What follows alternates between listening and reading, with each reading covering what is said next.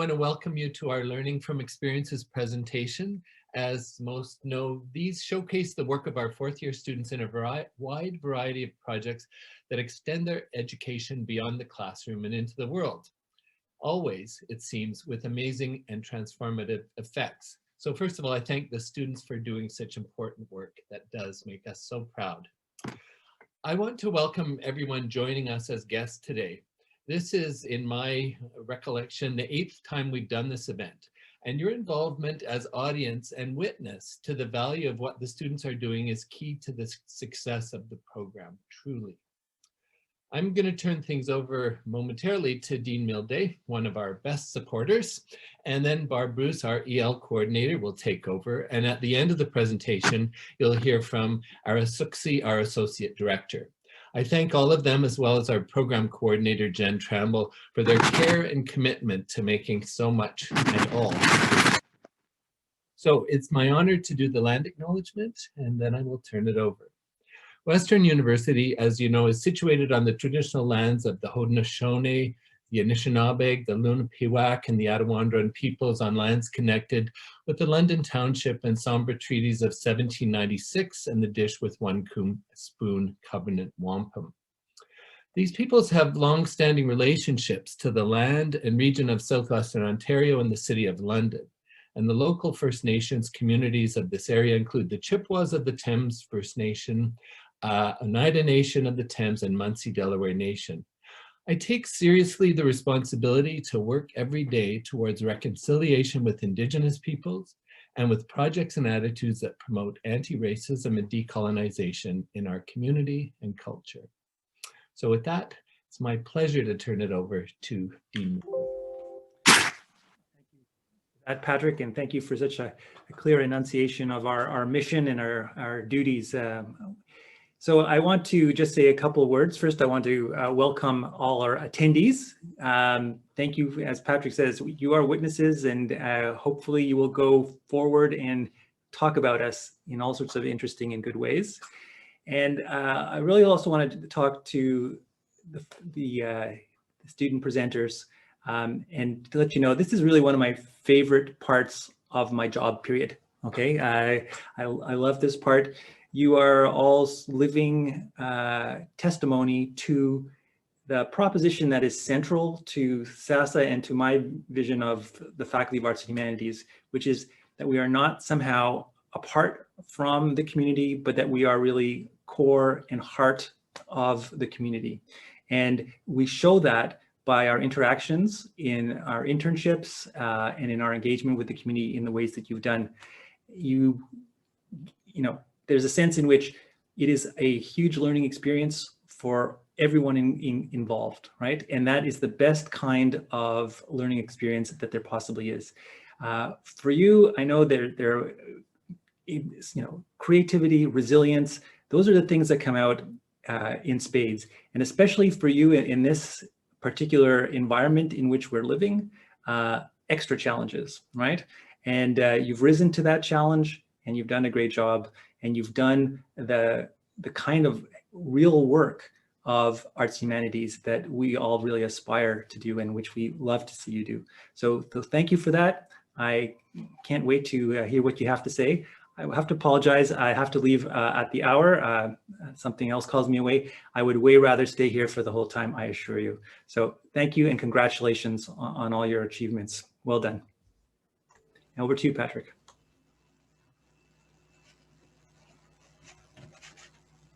Well, actually, I'll just take over if that's okay. I also want to just take a couple of minutes to say something, and then we'll get started. So I want to thank everyone for coming, of course, especially our guests, to support our students and our experiential learning program. A special thank you to the students' employers and supervisors for giving the students the opportunity to gain experience and for mentoring them so well. And of course, the biggest thank you is to the students themselves. You've worked so hard and you've conducted yourself professionally while juggling very busy schedules. I don't know when you sleep. Your supervisors have given you all glowing reports, which makes me incredibly proud. I have the pleasure of reading your reflections and your reports. And while I know giving a presentation is stressful, especially this time of year, I'm so glad we hold these events so the others who are SASAH and friends of SASAH get a glimpse into the impressive and inspiring experiences you've had. It's also so important to show people what students coming out of the arts and humanities can do, the skills you learn, what you're capable of. So I'm just so grateful for this opportunity and for you. I'll just remind everybody of the ground rules before we start. So each student has 7 minutes to present. At the 6-minute mark, Jen will give a melodious warning, and then after each presentation, we'll take 3 minutes for questions. We'll take a short break after the first 4 presentations. And with that, we'll get started. So I will introduce our first presenter. Joining us from Greece, as I wish I were, Rebecca Jackson will be talking about her internship with Western International and her community engaged learning project with Western's Center for Research on Health Equity and Social Inclusion. Rebecca. Hi, everyone. I'll just share my screen. Thank you all for those introductions. They were great. It's really awesome to see everyone here today. Give me 1 second. Alrighty. Can everyone see it? Perfect. Okay. So, hi again. Really great to see everyone today. So I'm currently in my 4th year of SASAH, and today I'm going to talk a little bit about my experiential learning experiences. So the first one was with Western Heads East and Mikono Yetu, and the second one was with CRESI, which was the Center for Research on Health Equity and Social Inclusion. So before I go into the internships, I'm just going to tell a little bit about the organizations. So I completed my first internship with Western Heads East over the summer of 2020. It was done remotely because of the pandemic and everything. But for this internship, I developed a website along with Jade and Xiao Xiao for Mikono Yetu. And I'm just going to tell you a little bit about Western Heads East. So Western Heads East is a collaboration between Western staff, students, and faculty and African partners, and it's focused on contributing to health and sustainable development. So one of their partner groups, as I mentioned, is Mikono Yetu, and Mikono Yetu is an East African non-governmental organization that works to implement programs that support female empowerment and economic independence. So for Mikono Yetu and for my internship, as I mentioned, with Jade and Xiao Xiao, we worked to develop a website that would showcase the important work and programs that Mikono Yetu is focused on, all of which was facilitated through Western Heads East.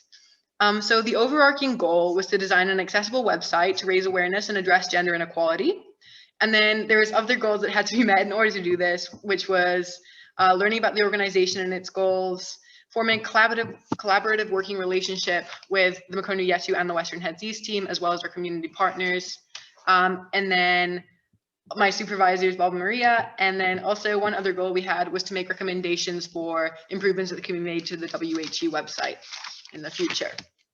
So in terms of the process and the skills, we had to use and develop to fulfill our, we had to use a lot of different skills to fulfill the goals. And there was a mix of hard and soft skills kind of used in this process.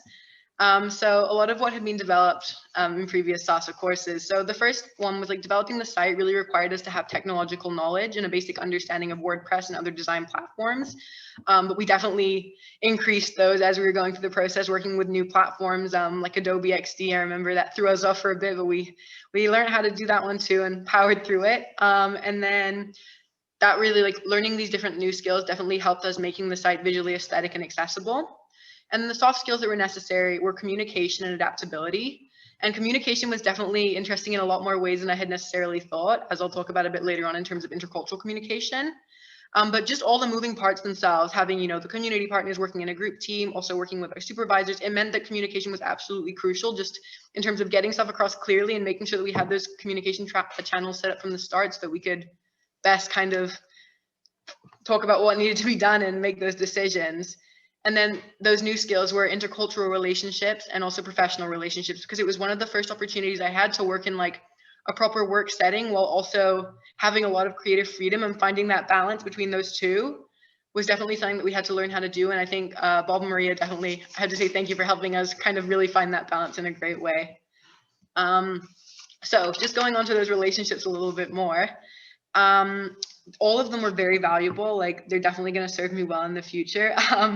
The first, in terms of working in a group, it allowed me to gain experience when it came to splitting up tasks. And also it gave me a chance to gain a lot of new perspectives that were different from my own. And just to see how other people think and kind of taking that into account in how I work in the future. And then the WHE supervisors were really great to work with as well, just in terms of providing support, ideas, and also I think they really trusted us to kind of make our decisions, and that trust gave us a lot of confidence in ourselves, at least gave me a lot of confidence in my decisions, and that was really great just for the process in general. And then finally, and I think one of the ones that was really, really new and great was working with Paul and Maimuna, which was our community partners from Ikonu Yetu.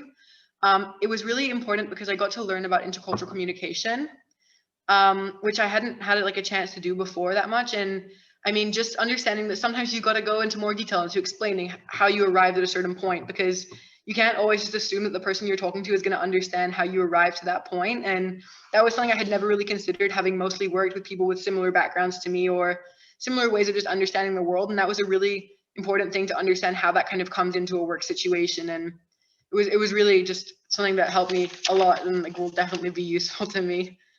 So then, other than what I kind of mentioned in terms of communication and working skills, the results of the project were the website, which can be found at this link. I'll pull it up at the end if we have time.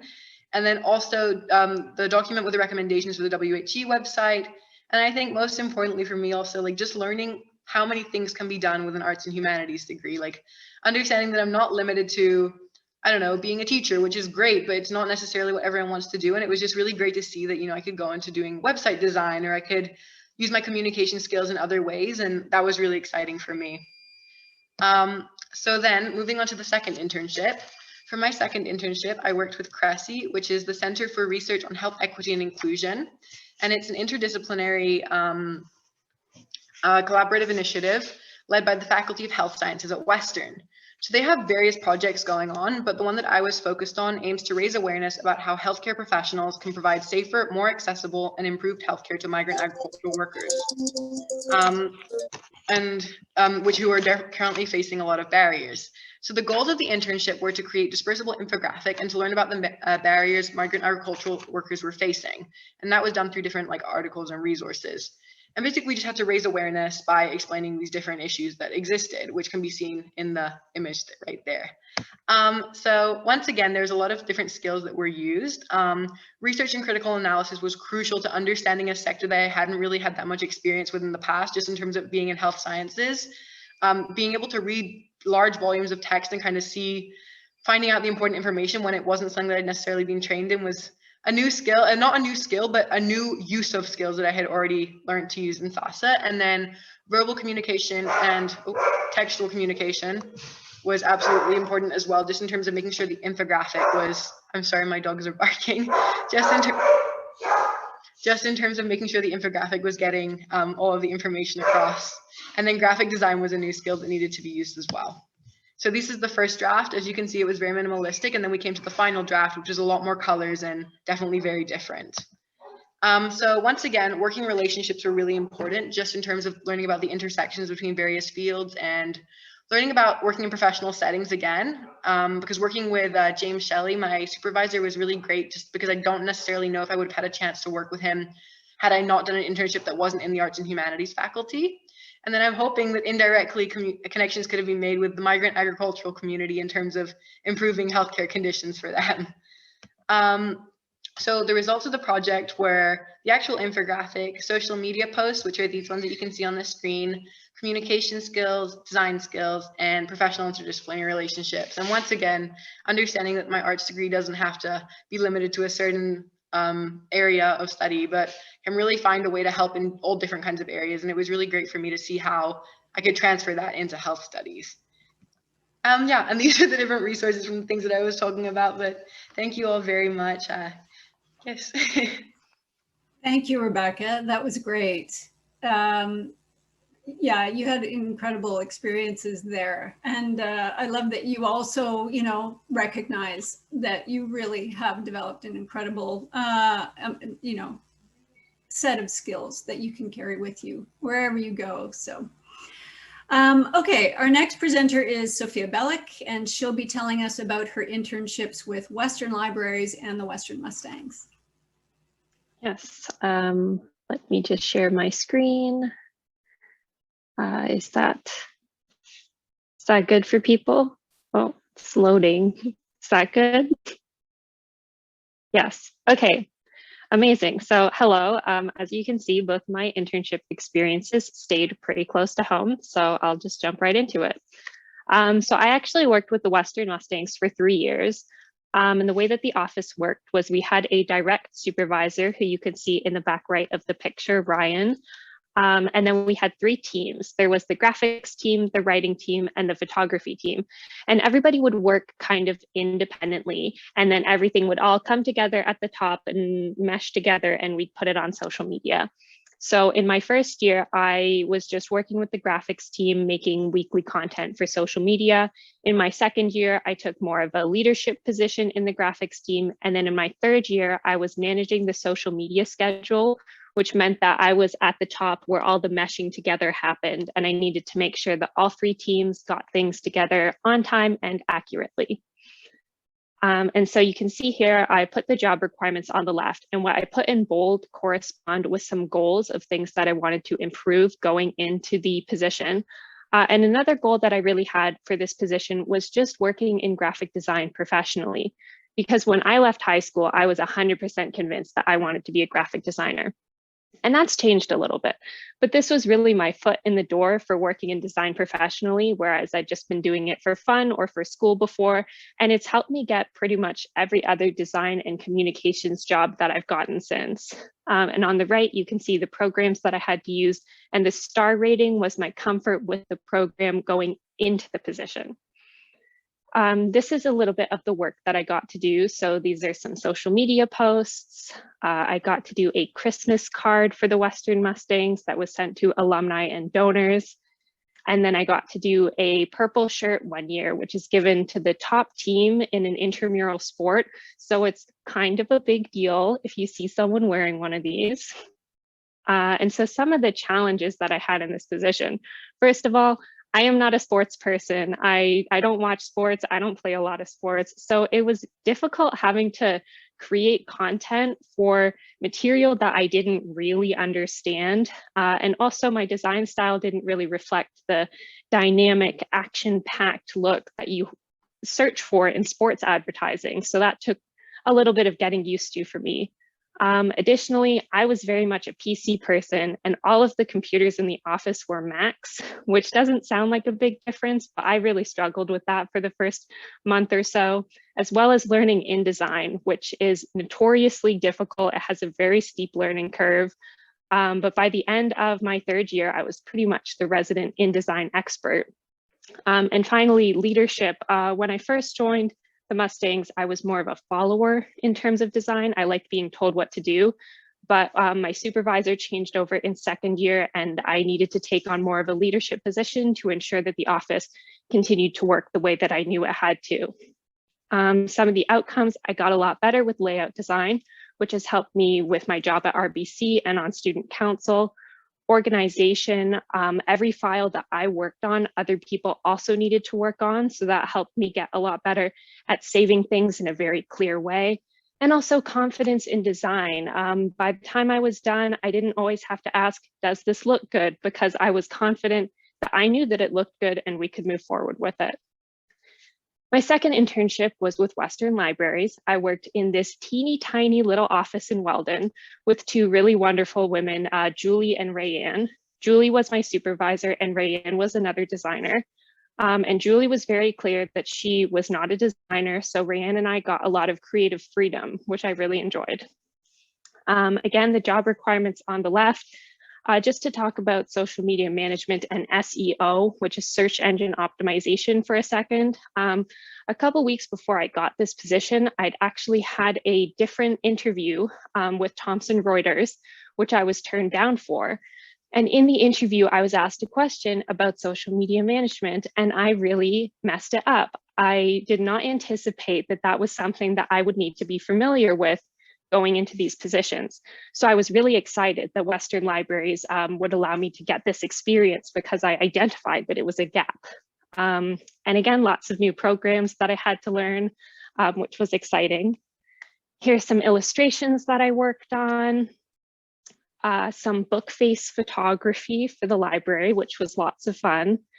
And then I actually got to make a tote bag for Western Libraries, which they were selling at the front desk, which I might be biased, but it's pretty cool. So challenges for this, again, I had to learn lots of different software, but by this point I was pretty confident with self-teaching. So things like After Effects, which was animation, and Lightroom, which was photo editing, I could pick up in about a day just by Googling a lot of things.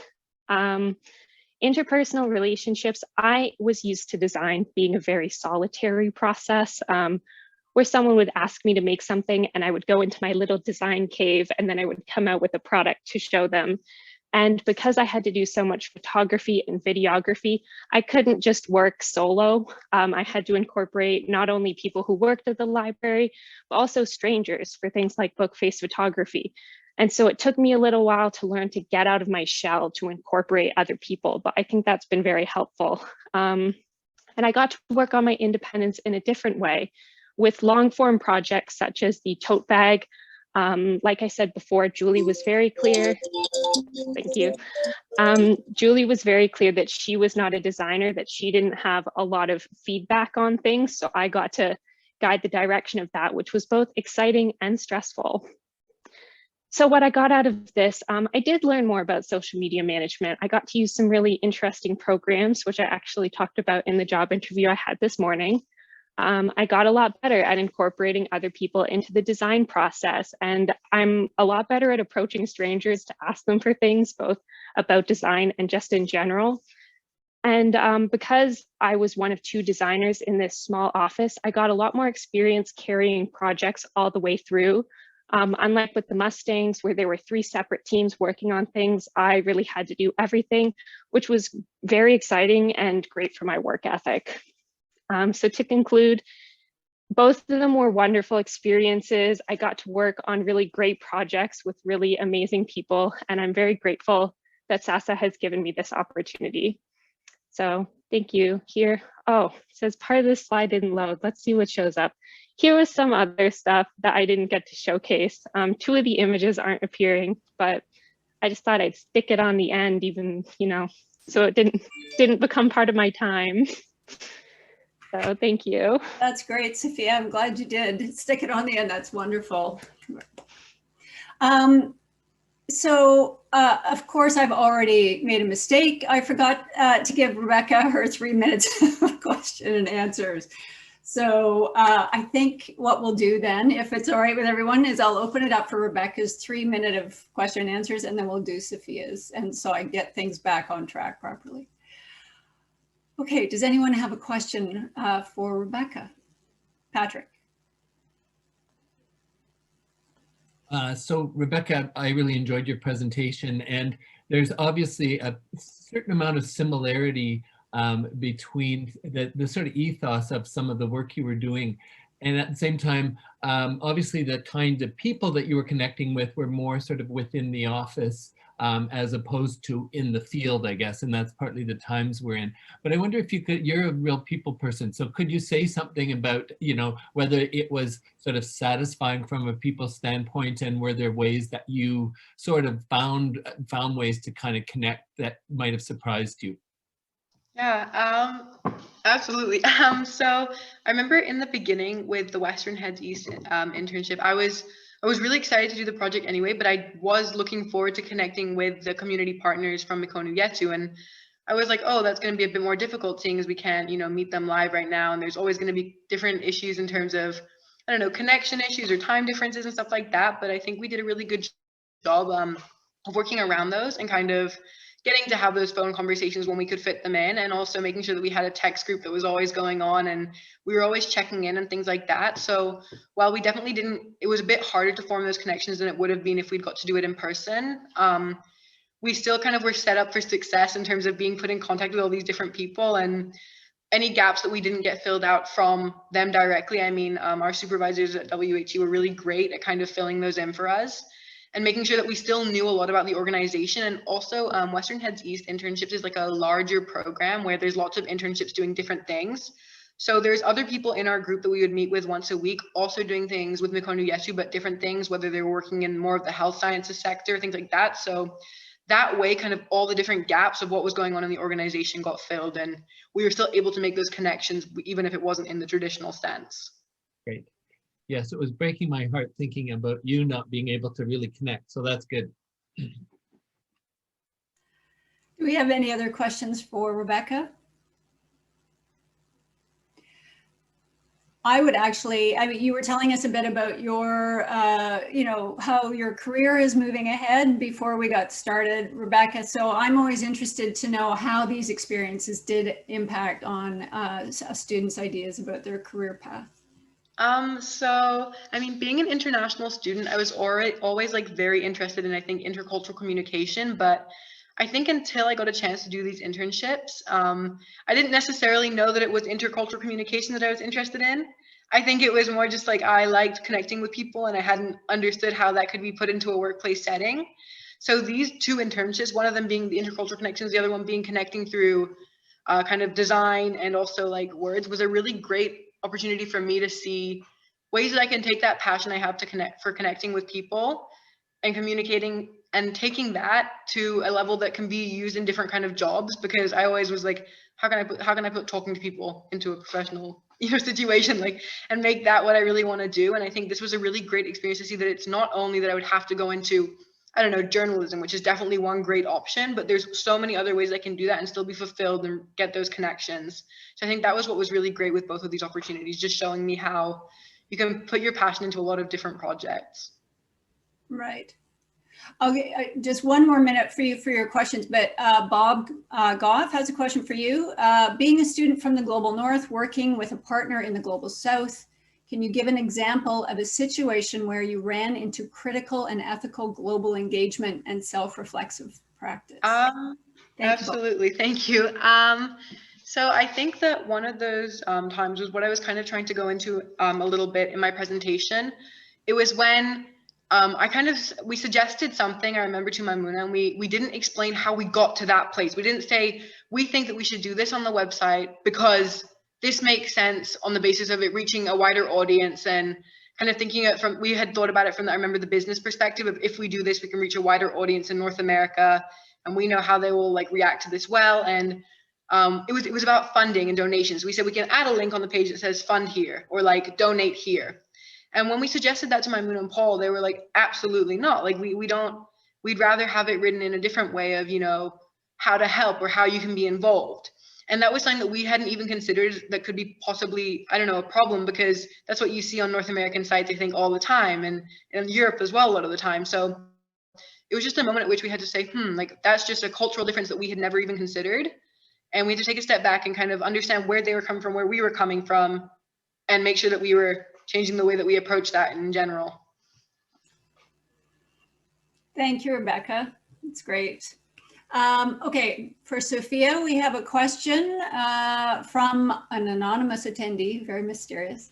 How did making this your SASAH internship change your experiences with your experiential learning projects, particularly your time with the Mustangs, as I think you said you worked there previously? Yeah, so the thing that I really like about SASAH, and how I think that reflects in how I handle a lot of my work, is that because SASAH is interdisciplinary, it likes to throw you into a lot of potentially unexpected situations. I know the classes that you go into probably don't align exactly with your experience. So in that way, I think that it made me view the Mustangs work differently.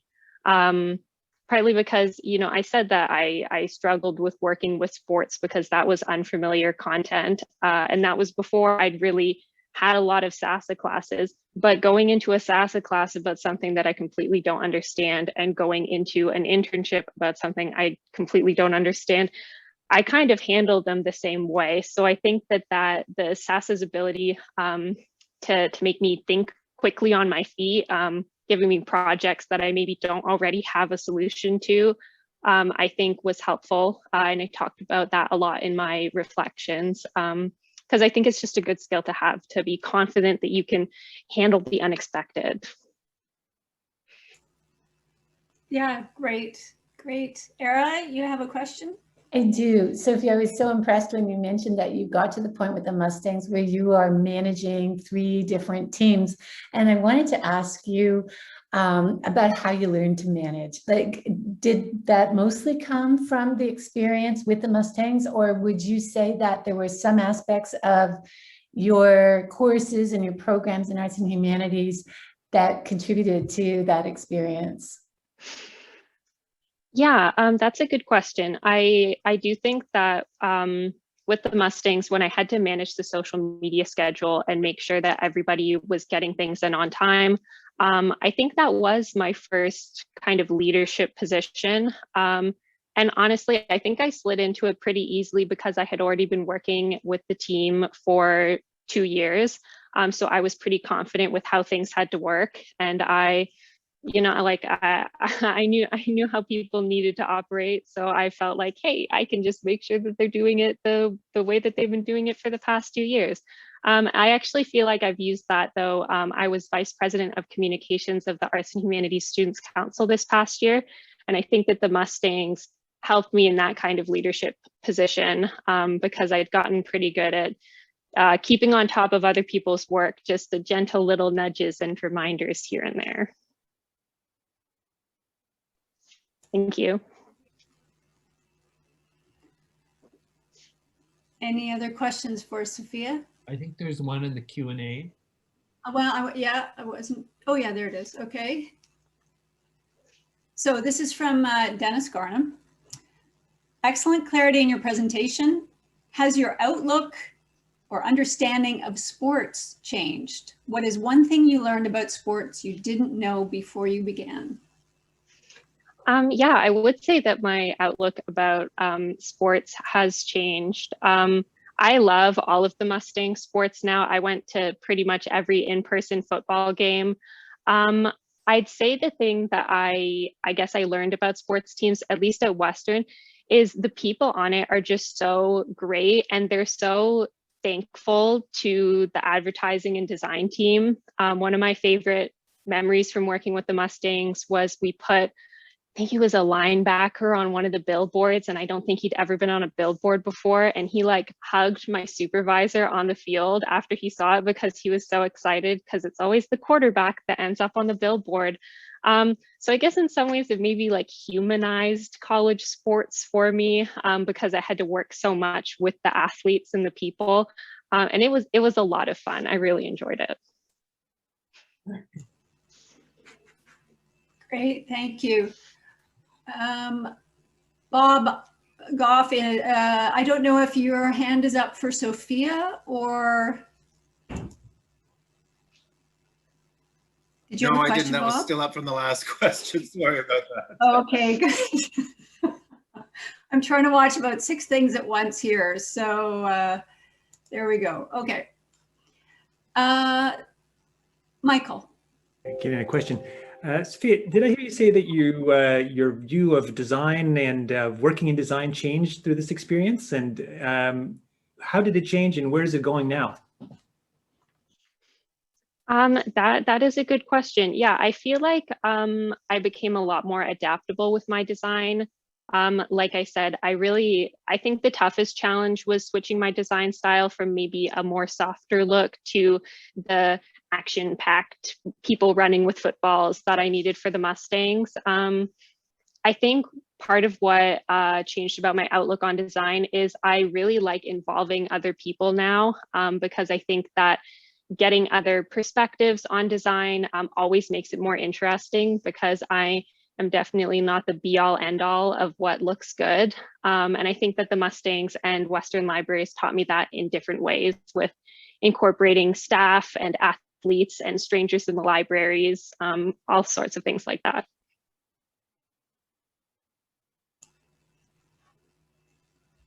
Okay, thank you. And thank you to Rebecca too, to both of you for those thoughtful responses. And Rebecca, sorry again for missing you right after your presentation. I'll settle into this. Okay, our next presenter then is Julia Campbell. And she's taken on so many experiences in her time with SASAH and Ivy. And I urge you to read her article on her volunteer work with Innovation Works, which is posted on the news page on SASAH's website. Today, she'll be presenting on her internship with the Stratford Festival and her community engaged work with the Me to We program. All right, good afternoon, everyone. I'm just going to get my screen shared here.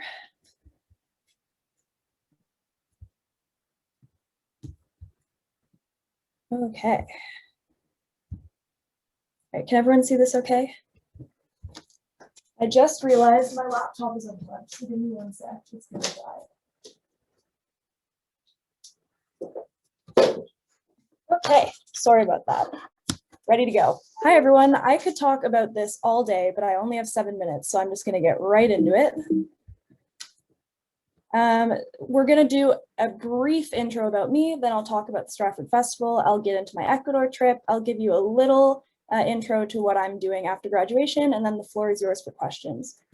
So about me, if you haven't met me before, my name is Julia Campbell. I'm a 5th year dual degree with Ivy and English Lit, and I'm from Stratford, which will be relevant later on. And here's a little bit about my interests. And I included this part not because I want to talk any more about me, but rather because it's fun when I reflect on these experiences now as a graduating student, how much I've grown along the way. Well, now I can give you this list of my interests and tell you how they connect to what I want to do in the future and how they connect to my experiences. Back in 1st year, and specifically back when I was doing these experiences, I couldn't have done that. And I really attribute both of these experiences to helping me get to where I am today. So it's just a nice moment of personal growth. So I had 2 experiences. The first one was an internship, summer 2017, which was the year before 2nd year university, at the Stratford Festival Archives as an intern. And then I did a CEL the following summer where I traveled to Ecuador for 16 days with Me to We on a women's empowerment trip. So the Stratford Festival Archives. One thing you need to know about the archives is that they weren't created with a lot of intention. Rather, it was years and years of actors and creative designers and executives grabbing costume pieces and keeping them under their desk or in a cabinet. And eventually people said, hey, we really need to do something with these things. Nonetheless, it's the 3rd largest costume archive in the world, despite the fact that the festival's only been around since 1953, and the 2 other largest ones have been around for hundreds of years. So it's very impressive. The work that Nat Scola and I, the other intern, did was a lot around taking all of these pieces and organizing them a little bit more, and most importantly, figuring out where they go and who they were by. There were a lot of pieces that, because they'd just been in people's offices, nobody actually knew what production they were from. So part of our job was making that a little more organized. So we would conduct research on costume pieces. That would mean looking through wig Bibles, set Bibles, design Bibles, production Bibles, which are basically just like the journals of each person working on the project. We would also create these descriptions for each piece, as well as take pictures of them, with the goal of creating their first ever online catalog at the end. And I'll tell you what those descriptions looked like in a minute, but by the end of the experience, we ended up doing over 300 descriptions for costume pieces, which are now used in their online catalog today. So just a little intro to what our descriptions would look like. We would give some info on the year, the production, the designer, and the cutter. Ask me about that later, but my passion project was making sure that the cutter was included as well as the designer, and I did a lot of interviews and research to make sure that could happen. We would give a description. This is a little longer than usual, but I just wanted to show you how detailed they were, because prior to us starting, there would be about 7 descriptions that would just say red robe. And for a theater that does a lot of Henrys and Richards, you can imagine that that's confusing when you're trying to find a certain robe and there's 7 different ones in all different locations. And then we would give some info on the condition, the time period of the production, etc. So I had a few goals and I had a few outcomes, and I feel that all my goals were met. So the first one was I wanted to learn more about how business and the arts can intersect. I had this feeling that I was a true English major, and that when I was going to start Ivy, I would be selling myself out, and that business and the arts are mutually exclusive. And I wanted to learn how those 2 things could come together, and so I could actually feel like a business student as well as an art student. I wanted to learn professionalization skills. I wanted to learn what kind of workplace culture suits me, and I wanted to learn more about the festival. I've been going to the festival since I was a little kid, and I just wanted to learn more about what it's actually like behind the scenes. One of the most important outcomes of this experience was learning what a truly healthy workplace culture looks like. I'd been lifeguarding for a long time, and while I really liked that job, it wasn't a very healthy workplace. So coming here and getting to work with Lisa Giffen, my amazing supervisor, as well as Nat Scola and my other coworkers, taught me about what a positive workplace actually looks like, whether it be Lisa making us take 2 tea breaks a day where she would ask us about our lives and we would get to know each other better, whether it would be her letting us run with our ideas, but letting us know that she's always available to answer questions. I really felt supported, and I learned that a really positive workplace like that is possible to find, and that it's something that I should seek out going forward. I gained a truly treasured friendship with Nat. Her and I are still very much in touch, and in fact, we'll be at the same school next year, which is very exciting. I acquired the ability to guest production year and designer as a party trick. Ask me about that one. It's my networking specialty. It changed my perspective towards business school, where I now realize that business is just a support function for anything you want to do. A business education just helps you make sure any project, whether it's social impact, arts, etc., is sustainable. And lastly, I learned all the things that come with a big girl job, like how to wake up early and how to email my supervisor and all of those things. And here's some fun pictures that we can look at later if you want. My second trip, my Ecuador Women's Empowerment trip. I want to tell you a bit about what I mean by a women's empowerment trip. So the goal of this trip was cultural exchange. I was terrified that this would be some kind of white savior trip. And I really didn't want to go into these communities where we weren't wanted. But the goal of this trip for me was that you would be going to these communities and we would be learning a little bit about each other. And specifically with the women's empowerment, our goal was to meet with other women's groups there so they could tell us how they're empowering women in their areas. We would tell them how we're empowering women at home. And because of that, we could share best practices and get better. The theme of this trip was empowered women, empower women. And I really found that to be true throughout the trip. So first part of the trip was in Quito. This is the capital city. We were there for 2 days. It was mostly team building, but we also did a tour with Isabella. Happy to talk about this more, but it's not the most relevant part of the trip. Second part of the trip was a week in Chimborazo, which is up in the mountains. This was my favorite part of the trip, and we had 4 main activities. The first one was working on a school build site. Thank you. Was working on a school build site. We also did a lot of team building exercises every evening. We met with women's groups, like I said, to exchange stories, and we also did a day in the life. Happy to talk more about all of this. I just wanted to highlight at the build site and the other one we did later, it was always that the local production crew got a day off while we came in to support the local leaders. So it wasn't us bringing in our own workforce or pretending to be construction workers.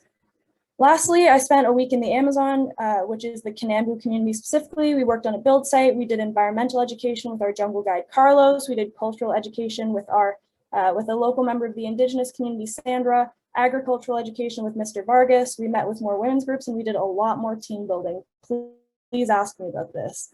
And in terms of goals versus outcomes, I wanted to learn more about Ecuadorian culture. I wanted to learn more about global development, women's empowerment, how to make my feminism intersectional, and I wanted to make some like-minded friends. And I feel like I achieved all of these. I had a true cultural exchange. I feel like I took a first step towards global citizenship and intersectionality, and I want to highlight first step here because I don't just become a global citizen because I did a trip like this one time, but rather it showed me a trajectory that I can continue to follow to improve myself. Most importantly, I learned that global development should be local leader-led, should always be requested by the local community, should support the local economy. So it should be a hand up, not a hand out mentality. Otherwise, you're just doing like a new, fresh version of colonization. I made 14 new, I also learned that it should be grounded in mutual respect and that it should always be genuine.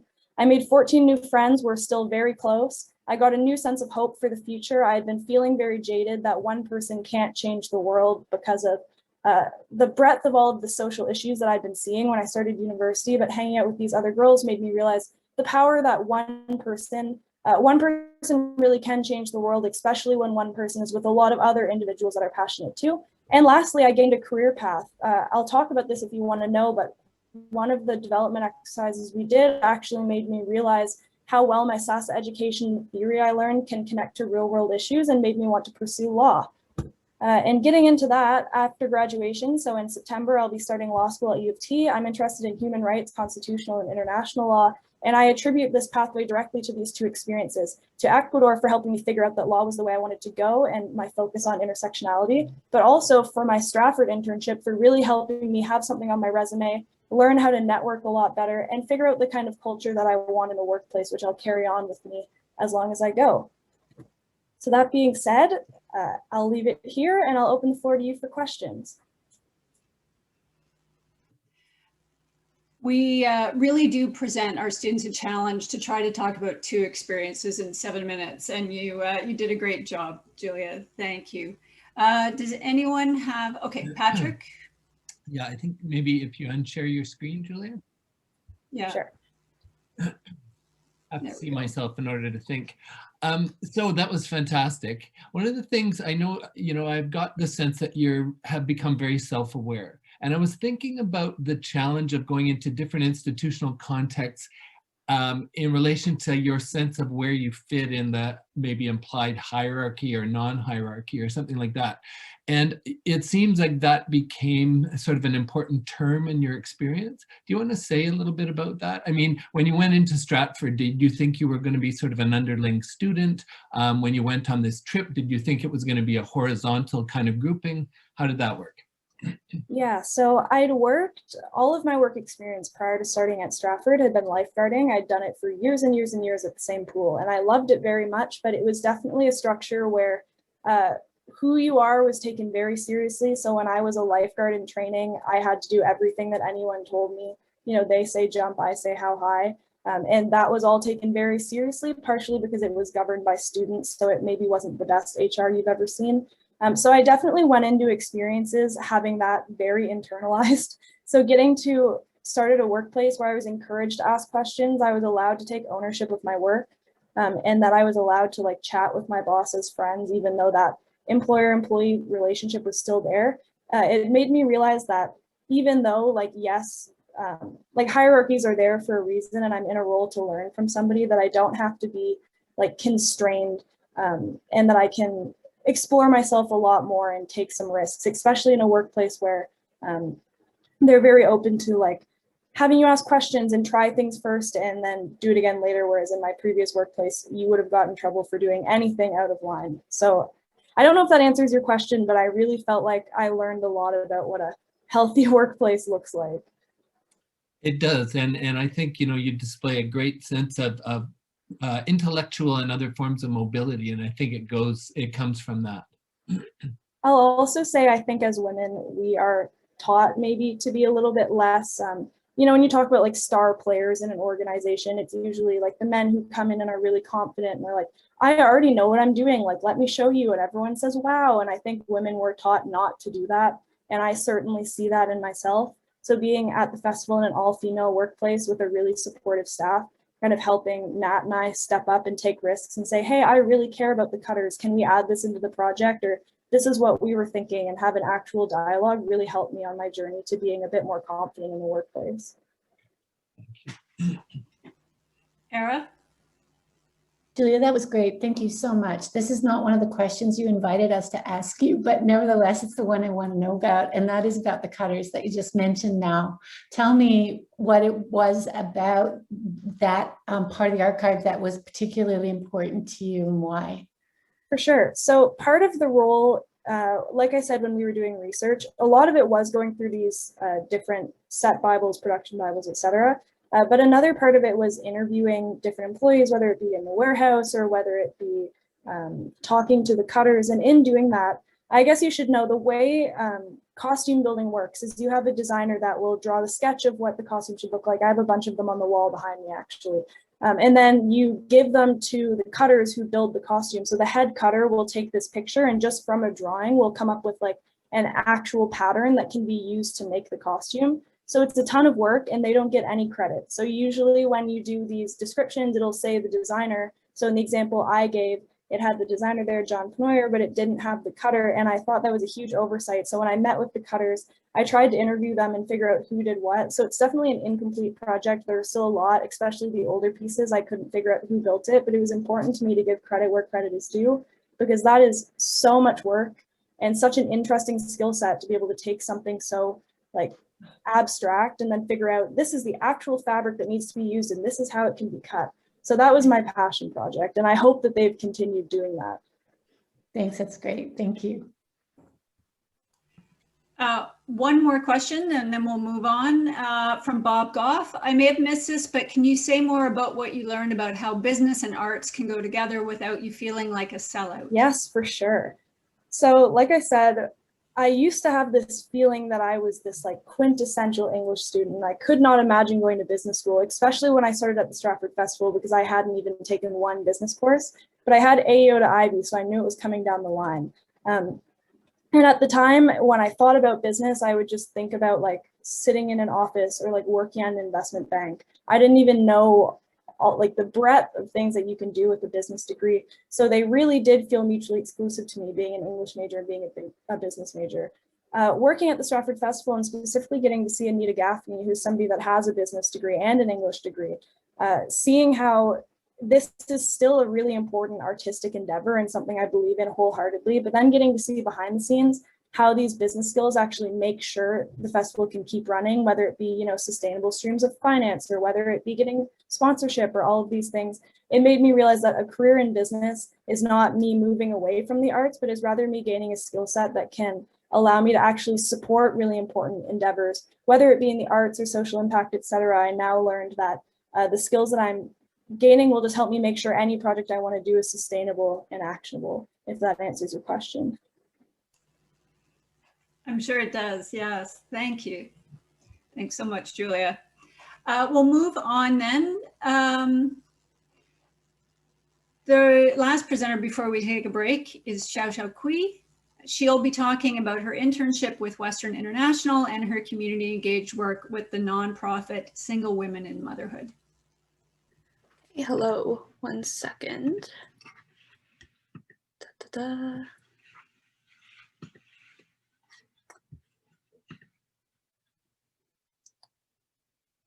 Okay, wrong slide, I'm sorry. Okay, everything, is that good? Okay, my notes and, okay, so hello, I did 2 internships again. One of them was with Western Heads East and Kunoyetu, and the other one was with the Single Women Motherhood Training Program. I will be talking about Kunoyetu first, and I hope I don't repeat Rebecca too much here, but Western Heads East is a collaboration between Western International and several African partner organizations, which includes Kunoyetu, which is a women-led nonprofit organization in Tanzania. They have a number of positive programs that support girls and women in economic independence and development. For example, their probiotic yogurt kitchens, training in entrepreneurship and financial literacy, resources for preventing violence against women and girls, and so on. And our goal was essentially to create a website for them to advertise and promote all of these programs that they have for a number of audiences, Western, African, wherever. And again, as Rebecca said, we worked with, excuse me, I worked with Rebecca and Jade. We were a small team of SASAH students with 2 contacts from Kunoyetu to figure out what their goals were for this website, what they wanted out of it, how to promote their programs, how to get donations, everything like that. We also had to help revise the Western Heads East website in sort of a consultant role to revise the layout, the look, the content, things like that, but that was more of a secondary goal. So Kunoyetu did originally have a website. We were planning on revising that. That did not work out because of technical issues that were outside of our control, but we did ultimately contribute and create a website based off of what we had, the outline we had, created in collaboration with our contacts from the organization. This is what we made. As you see, we have an overview of their programs, videos from their YouTube channel, resources, which I discussed earlier, how to contact them and get involved. Side note, I did check their website recently and it looks like they've already added some new things to it since we left, which is exciting for them. So you can find them here at kunoyetu.co.tz. Okay, and my second internship was with the Single Women in Motherhood Training Program, or just SWIM. They are another nonprofit in London who have a number of positive programs for single mothers, like life coaching, childcare, scholarships for single women, for single mothers in post-secondary education. And what I was working on with Alex, who will also be presenting today, was the 20 Stories of Hope project, which was essentially, we would ultimately be interviewing single mothers to get their stories of hardship and success in everything and ultimately create a book out of this, 20 chapters in total, 20 stories. Working with our supervisor, Anne-Marie Ricketts, also the founder of SWIM. Unfortunately, one person had worked on this project before. We did lose some progress because of technical issues. We were able to recover an interview that she had already done, and that will be, they will have that for future interns. But essentially, we've started over.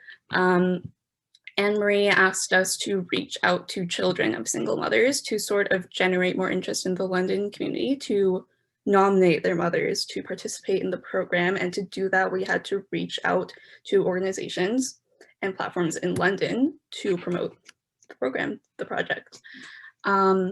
So promotional work, advertising, it was not something I was used to. We did also create promotional materials and a means of collecting nominations. This is a Google form. There's more than this. This is just a snapshot of it. And a flyer to be used on social media. And we did eventually put these materials together along with get Anne-Marie an interview with Interrobang, which is a Fanshawe student newspaper, and a few other organizations in London, which wasn't without hitting a few dead ends first, finding some out of service phone numbers. But we did have these materials in the end, which will be used by volunteers in the future to continue this project. Okay, honestly, a huge challenge was just putting together visuals for this presentation because we couldn't work on site. We couldn't take photos like the other Western Heads East interns. We just had to work on the website in our own homes and look at the blogs that previous interns had written where they got to actually see everything in person. Ultimately, our goal was to contribute to these organizations as well as we could in those circumstances we were in, not to be tourists and have fun. But yeah, this is my only real on-site photo that I had. But I do feel that I learned from all of these challenges as well. I feel that the remote nature of these internships really made us aware of the importance of consistently communicating with our partners to understand their goals and needs and how we could best support them. Thank you. And also another huge thing, I feel that neither of these were internships I would have actively sought out on my own.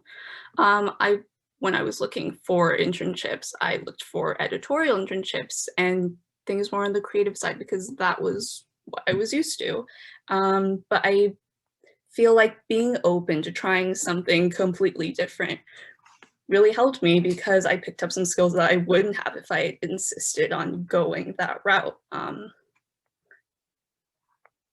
I learned how to use WordPress, which is something I wouldn't have done on my own. At one point I had to use Audacity to edit a sound file to make an interview anonymous for future interns.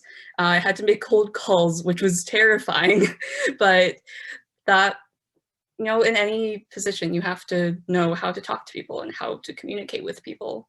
And ultimately, I also had to remind myself to have some compassion for myself and for everyone, because it's no one's fault that we're in the situation we're in. And I think I am grateful and proud nonetheless for everyone and for what we were able to accomplish. So yeah, thank you. Thank you, Shato. Yeah, I think, you know, you're a great example of sometimes when we set up these experiences and get going on them, they don't necessarily work out the way we planned. But you and Alex did a great job of stepping up with the swim CEL and really producing something that then the people who come after you can work with. So congratulations on that. So Patrick. Yes, Xiao Xiao, these internships seem somewhat complementary, but also in many ways quite different. So I'm wondering what sorts of strengths that you might have discovered in yourself in one or other or both that you are happy to know about and would want to take forward into the workplace. Yeah, I think I learned how to adapt because, again, these are unusual circumstances and internships I wouldn't have necessarily sought out on my own. So I was faced with a lot of tasks that I had basically never had to undertake before, like, again, reaching out to organizations for promotional purposes and essentially designing a website almost from scratch on a platform that I hadn't used very much before. Luckily, I was on a team with people. They were there to support me.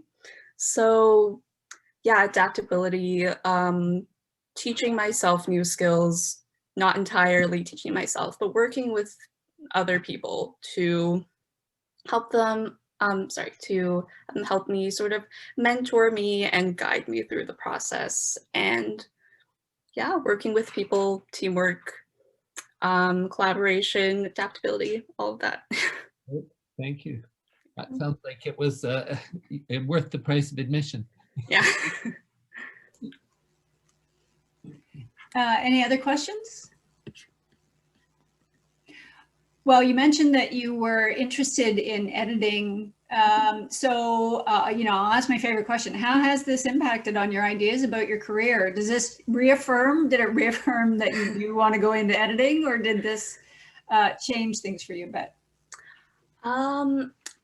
Yeah, so I said I was looking into editorial internships and creative things, but honestly, as far as my career, it's still very open. I'm interested in too many things. So I am glad I got to explore things a bit more through these two internships. I'm majoring in linguistics. I'm interested in research. I found that through the Western Heads East internship that web design can be really fun, which is also useful for a creative person, though, if you want to design a website to showcase your work, for example. So I don't know if this has like solidified any ideas I have about my future career path. I think if anything, it's opened them up even more, which isn't necessarily a bad thing.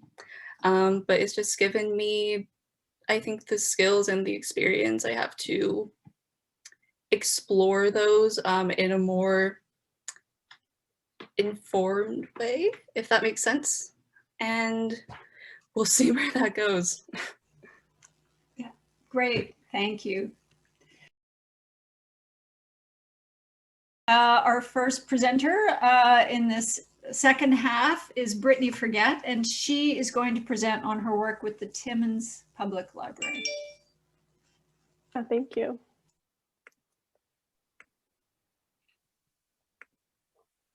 All right, are we all looking at a PowerPoint? Great, so I'll get started.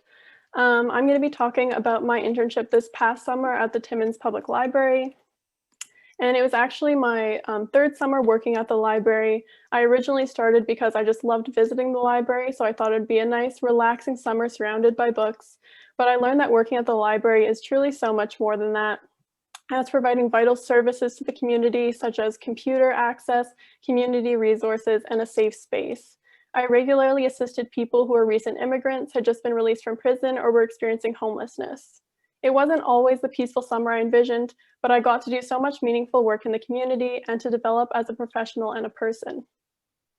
So my SASAH internship took place over the past summer in the middle of the pandemic.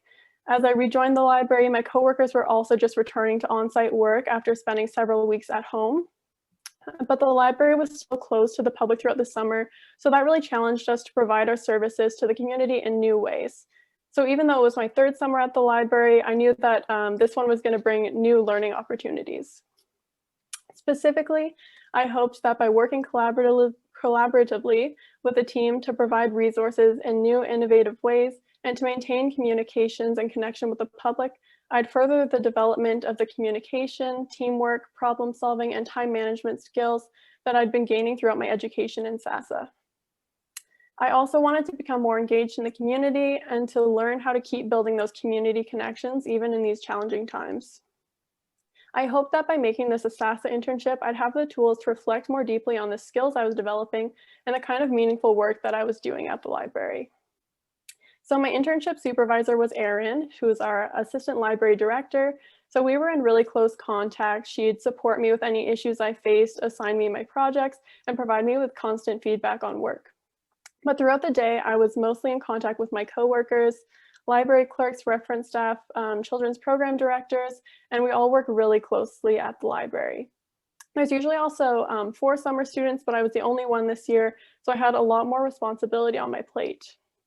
My duties were a little different than summer than usual, so I was assisting patrons now mainly over the phone, answering questions about library and city services, walking them through the use of our online resources, which were really popular this summer, and taking curbside pickup requests, which I would then fulfill by retrieving the materials, scheduling pickup times, and making curbside deliveries. I'd also quarantine the items when they were returned and then reshelve them. There was definitely an adjustment period for me and I think my other coworkers as well, because these were all new procedures that were introduced. So we made some mistakes, but ultimately were able to pull it together really well.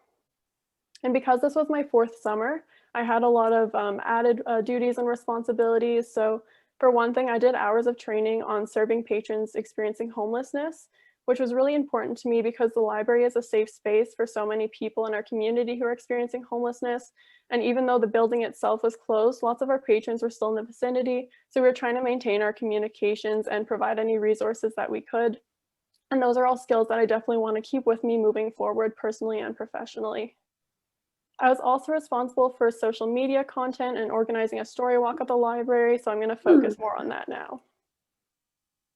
So first of all, we weren't seeing many of our children's books being checked out because kids really love to come into the library, touch everything, look at everything before choosing their books. So I made these videos highlighting our new books for each age category and edited them all together so that kids could see what our new books were, and it really helped increase the checkouts of those materials. And our children's reading club was also seeing a bit of a decline this summer. So I made these videos promoting our grand prizes, which were 2 kayaks this year. I was given basically complete liberty over the video, so I got to be really creative. And what I ended up doing was some stop motion animations of little stuffed animals that looked like they were paddling through the library. I also scripted and recorded the voiceovers for the videos and edited it all together. So these are stills from the French and English version of the videos because all of our materials have to be bilingual because the community is, there's lots of French speakers in our community. And the reading club ended up picking up a lot of steam, and some lucky members got these kayaks at the end of the summer. My biggest project this summer, though, was definitely putting together our bilingual story walks because patrons couldn't come into the library this summer. This was our way of going to them and continuing to interact with the community from a safe distance. So for these, we basically set up storyboards around prominent paths around town so that people could walk around and read a story as we went. And there were a lot of steps in these in order to realize the events, and I had responsibility for a lot of them. So first of all, I made this schedule to manage me and 2 children's program coordinators, and it included all the deadlines and steps that we needed to take to make sure the event was a success. So I was in charge of making sure everything was done on time and managing the team. I was also in charge of making the promotions, so I created these posters that were shared on social media and in the Timmins Press to promote our 4 story walks. And it was my job to create the actual storyboards by basically tearing apart brand new books and re-plastering them onto the storyboards, which I then set up on the day of the event. And I got to be there the whole day of the event with a coworker where we set up this booth and got to interact with the community and promote our programs. So we engaged with over 100 people at each of these events, and we got great feedback on it. So it was definitely a great addition and really a focal point to our pandemic programming, because it was the only time that we really got to meet in person and create that sort of connection.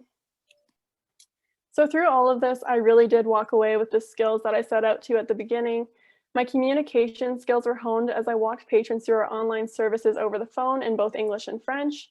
And I worked really closely with the library team, especially when collaborating on projects like the story walk, so I gained a lot of teamwork skills. Problem-solving skills definitely also came from handling all the mistakes and issues that inevitably came with adapting to our new duties at the library, but we ultimately got great feedback on our services, so that was really nice to hear.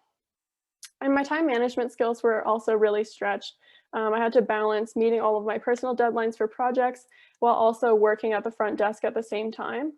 And I also, through the summer, gained a lot of useful skills that I wasn't expecting to at the start. So I got marketable experience doing social media promotions when I designed a lot of the promotional content that I've displayed. And I also gained team management and event planning skills by leading the team to realize the story walks. The SASAH internship really helped me tease out and reflect on these skills and meaningful experiences that I was gaining. And that in itself is really valuable, as I'm now marketing myself and these skills to potential employers. So ultimately, this internship was an amazing experience for me, and I'm glad I got to share it with you all. So thank you so much for listening. Thank you, Brittany. That was great. And I have to repeat what Madeline Lennon said, what a beautiful library. And that's what I was thinking. It's like, wow, I don't think I'd ever leave if that was my local library. So we'll open it up for questions. Patrick? That was a great presentation, Brittany, and I love that you started off talking about the sort of peaceful, bucolic experience you were anticipating, and then what it turned into. And it strikes me that the library is, to generalize, is a much more multifaceted environment today than maybe it was, and it probably always was anyway. So I wonder, based on your experience, so this is quite a specific question about the library, but do you think that your experience was particular in being as complex and demanding in so many different ways? Or do you think that that's the life of a lot of people working in libraries, to have to be really, really sort of diverse practitioners? Yeah, I think it's definitely a pretty universal experience at libraries. I did a lot of trainings that were library specific, talking about lots of the issues that come up across the board. But the Timmins Library, I think, is also, because it's in such a small community, and it's our only library, so it's really brings stuff together maybe even more than in other places, and it's really close. It shares a building with lots of other services like employment options, mental health services. So it's a great space. It provides a heated space in the winter, a cooled space in the summer. For people, lots of times it's their only way to get internet access or computer access. And for lots of people, they just want to come in to get a social interaction. So lots of libraries, I know ours is a little small for this, but lots of bigger libraries have social workers on their staff, because it really is it's a place where you get such an intersection of people that to kind of bring all the services together and really reach those people where they are really requires a lot of skills that so I was able to develop. Some of them get a little taste of a lot of different kinds of services and work in the community. Wow. Sounds like a perfect place to mine the skills of a SASAH student, if you ask me. Thank you. Other questions? Well, I wanted to ask you then, when the library itself was closed, and you were talking about how it's actually an important space normally for people who are experiencing homelessness. Can you talk a bit more about that and how that kind of played out for you last summer? Yeah, it was obviously really unfortunate. That was probably the biggest loss, was that we weren't able to house a lot of our regular patrons who are experiencing homelessness and who come to the library for just a safe space, an air-conditioned space, and some social interaction throughout the day. Lots of our patrons were still, like I said, around the vicinity of the library. We have benches outside, picnic tables outside. So in coming in and out of the library, we would try and interact with them, and we posted some resources in the window, like the hours of the local soup kitchens, because those were always changing over the summer.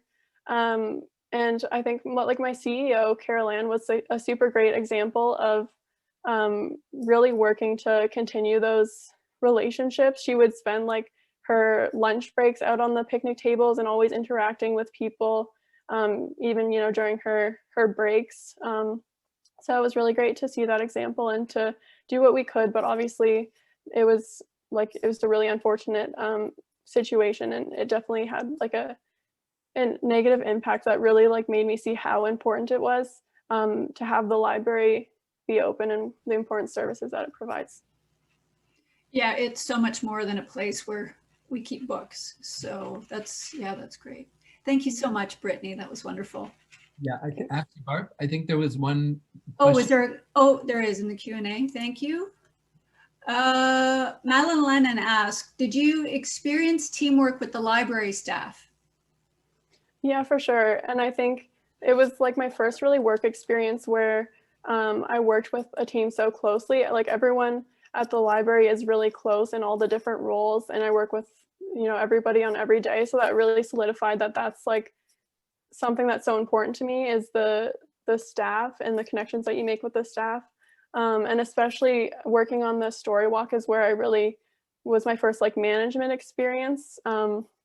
So that was like a real challenge, trying to like manage these coworkers who were really like above me on the scale of the library. But just everyone works so well together, and it was like really something that I want to make sure I have going forward in whatever careers I pursue next. Yeah, great. That's great. Thank you. Okay, we'll move on. So Caitlin Lonnie will present next on her internship with the Grand Theatre. Thanks, Barb. So I will just share my screen.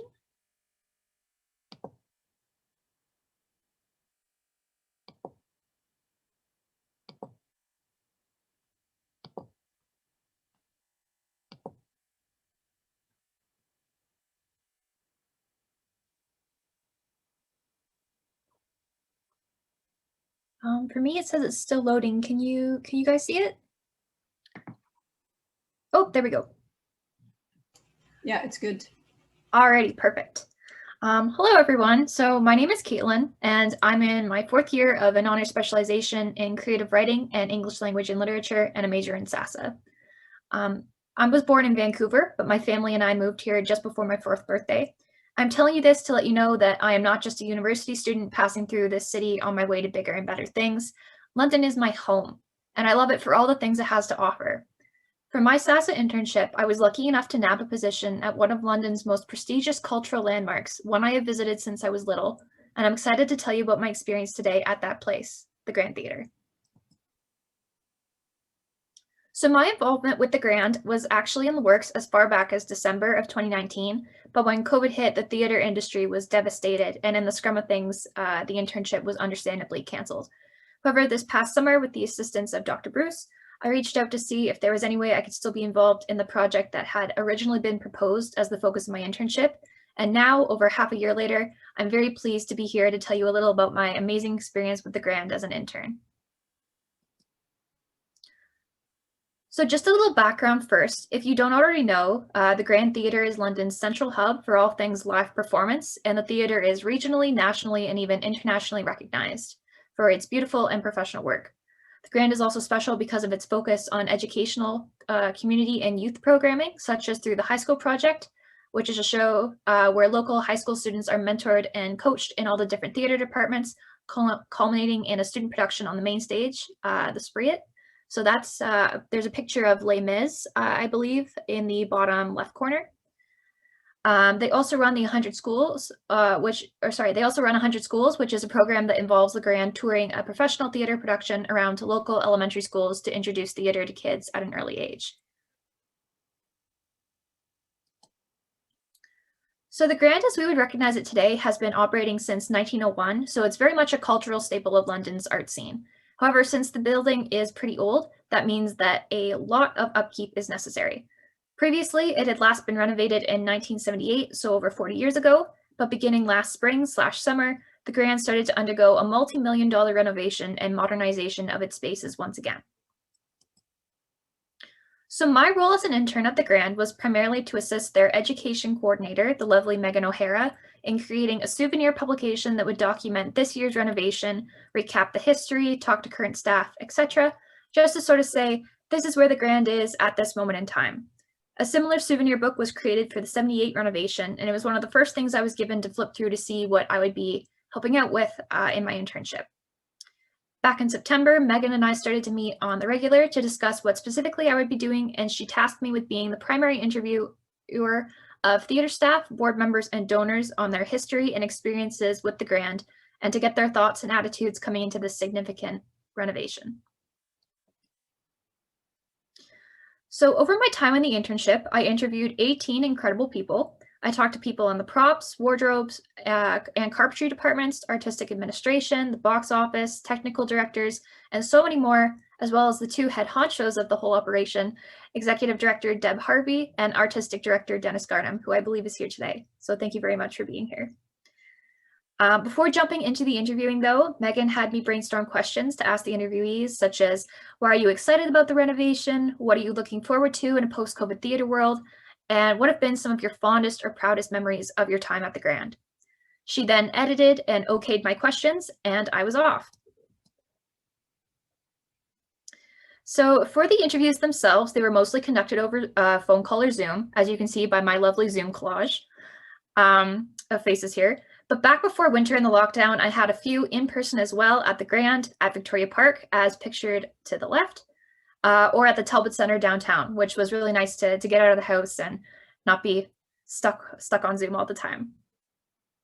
I audio recorded the interviews on my laptop using Audacity, and then once I finished, I would set about transcribing the interviews so that Megan could read them and pull quotes from them for the publication. And I usually tried to get the interviews turned back to her within a week, although some interviews definitely took a little longer because they ran longer, sometimes up to about an hour and a half.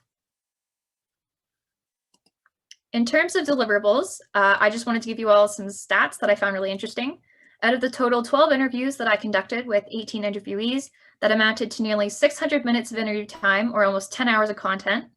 If you're a bit of a geek, that means you could watch the Justice League Snyder Cut twice, back to back, and just squeeze in the original one as well. The transcripts themselves amounted to over 80,000 words, which would be the length of about a 300-page book. And all of the recordings and documents took up a folder on my laptop totaling 12.7 gigabytes, which I can tell you my poor laptop was not happy about. In terms of other outcomes from my internship, I have to say that my biggest takeaway has definitely been an increased sense of confidence. Though speaking to strangers is always a little awkward, it no longer holds the same dread-inducing power over me that it did even a year ago. Awkward encounters are a part of life, as is talking to people you don't know. And though it might seem a little silly, I really have made a lot of progress on this personal obstacle of mine by interviewing strangers for my internship every other week. And I have Megan to thank for her support and encouragement during times I was doubting myself and my abilities. As well as working on my other soft skills that SASAH has been fostering in particular, such as communication, active listening, creative thinking, and interpersonal connectivity, I've also gained a much deeper appreciation and understanding for the theater industry and all the hard work that goes on behind the scenes. I now know that anytime I sit for a show in the Grand or any other theater, I'll be thinking, I'll be thinking about all the incredibly talented people holding the show together off stage as well as on stage. This internship was also valuable to me because I had previously knocked the idea of pursuing a career in journalism off the table due to a bad experience with the journalism class. However, this internship has actually put it back on the table as an option. I really enjoyed speaking with people and listening to their stories, and while I'm certainly no Oprah, I learned that I'm better at thinking on my feet than I thought I was. Finally, this internship was significant for me as a Londoner as well, because I'll be making a little contribution to the Grand's and London's history. Like I mentioned, I looked through the 78 renovation souvenir book at the beginning of my internship, and it just blows my mind that at some point in the future, my name will be in a very similar souvenir book that someone, perhaps another 40 years down the line, might look at during the next renovation. Things weren't always smooth sailing though, and I definitely experienced my share of challenges, from miscommunication about whether I would be able to conduct interviews at the Grand itself with the construction going on, to my own nervous disposition about juggling school and the internship, to technological challenges that left my final interview all garbled up and a pain to try to transcribe. The greatest challenge, though, was hearing so many stories about the Grand Theatre and not being able to be in the space itself, which is what my internship project was all about. I really wanted to be able to see everything that was going on with the renovation and experience the spaces in person before they were changed forever. And while I was lucky enough that I was given a full building tour last March, I'll always be a little sad that COVID made things so difficult. Nevertheless, I thoroughly enjoyed my time working with the Grand and with my supervisor, Megan, and I know that this experience will continue to have a valuable impact on me moving forward. Before I finish up, I just want to plug the Grand Theatre again and say that when it reopens and it's safe to once again gather in large numbers, this is going to be something you're not going to want to miss. The space will be entirely different, renovated and modernized, really open, light, and inviting. And with all the wonderful content that the Grand produces, there's always something for everyone. I know I'll be there at the very first show that I can to see what everything looks like and to experience the magic once again. Thank you for listening to my presentation, and if anyone has any questions about my internship experience, I would be happy to answer them. Thank you, Caitlin. That was great. And I just want to make a correction, though. You're not an Oprah yet. Thank you. That would come. Oprah wasn't Oprah when she was your age either. So, okay, if you would unshare your presentation, and then we'll see if there are any questions. There we go. Thank you. Patrick? And we'll start with Patrick's question. That was great. Caitlin, including your slides are beautiful. This is maybe a slightly trivial question, but I hope not. You interviewed a lot of people and they obviously work in different facets of the theater. So in addition to probably talking about some of the specifics of their experiences, did you notice other kind of patterns of interest, we might say, that they had in the theater? Like, did some seem more interested in the past and others in the future? You know, any surprises in the sort of, I guess, some sort of pattern you might have seen in the kinds of things that they like to talk about? Mm-hmm. So one of the questions that I did ask when I was interviewing people was whether or not the Grand and its history and its feeling of history had any impact on the work that the people did today. I got mixed responses. Sometimes people were like, yes, it's such a pleasure to work in such an old building, and I feel the history around me every day, and it makes me want to be so much better and to like represent the Grand on that scale. Other people were like, no, actually, I would rather we keep moving forward, and like the history is the history, but keep moving into the future. I was very lucky to speak to 2 staff members who were there in the 78 renovation, which was absolutely incredible. So I got like a full timeline of the Grand then up until now. And yeah, just it was a differing view on the history. I think it's all valuable, but what you take from that is kind of up to you. Yeah, no, that's really, really interesting. I think there's a question from Dennis there. There is in the chat. Yeah, he says, I recall the insightful questions in SMART interview many months ago. When you think about the souvenir book that will eventually come out, how do you hope it represents your experience? I don't know if I'll be able to write anything for the souvenir book, but I sincerely hope that Megan might give me the chance to just slip in something to be like, I had just an amazing experience getting to know all these people. Getting to hear all these secrets about the theater, and there's so much that people will never know that I will never know. I heard so many stories, ghost stories even, and that just tickled my fancy. And I just want people to know when they see the souvenir book, that even though what's on the page is there's so much beyond that. Just like there's so much going on when a show is going on stage. There's so much behind the scenes that you may never see, and just to appreciate all of that. Did you, oh, it's too bad you didn't run into Ambrose Small when you were wandering the Grand. I have a question. We have a lot of students who are attending. What advice do you have for them about how to conduct an interview? Oh my goodness, I'm so glad you asked that, because I had a little section in my presentation that I cut out because I was going to go for too long. Okay, about this wasn't staged. So. No. Yeah, that's great. And staged, that's a good pun. But pretty much when I took the third year SASAH course, I was a bit of a nervous wreck when I did interviews. Like my hands would shake, my legs would shake in particular. So like if I was standing up, that was a big problem. I'd speak really fast. I still speak really fast, but taking the third year SASAH course really taught me to like slow things down and just be more confident in what I have, and just to kind of like, I know myself and I know how to represent myself. And that was the best part of the interview, was that like I wanted to get across who I was, and that was the most important part, and to show my passion, because I really did have a lot of passion for the position. And I will say that I remember specifically one of the videos, one of the LinkedIn videos that we watched for the course. I remember thinking about it during my interview and just thinking to myself, like, okay, sit up straight, shoulders back, open position, smile, you got this. Like you're doing okay and you don't need to worry so much. And even if things don't go like the greatest, if you mess up, if you have a little slip, it's not the end of the world. And that is really something that this internship has really ingrained in me. That's fantastic. Yeah, interviewing does not come easily. It's definitely a learned skill. So I'm sure you were really good at it too. I mean, to get from the get-go, but I'm sure by the end too, you'd really develop some impressive skills, which will serve you well in journalism. So thank you so much, Caitlin. Okay, we'll move on then. Our seventh presenter today is Jade Rosal. So Jade will be presenting on the internship she did with Western International last summer and her ongoing work with Iconoclast. Hello, everyone. Thank you, Bob, for the intro. Just give me a moment to share my screen. Is everyone able to see that okay? Yeah, awesome. Just move this guy around. So hello, everyone.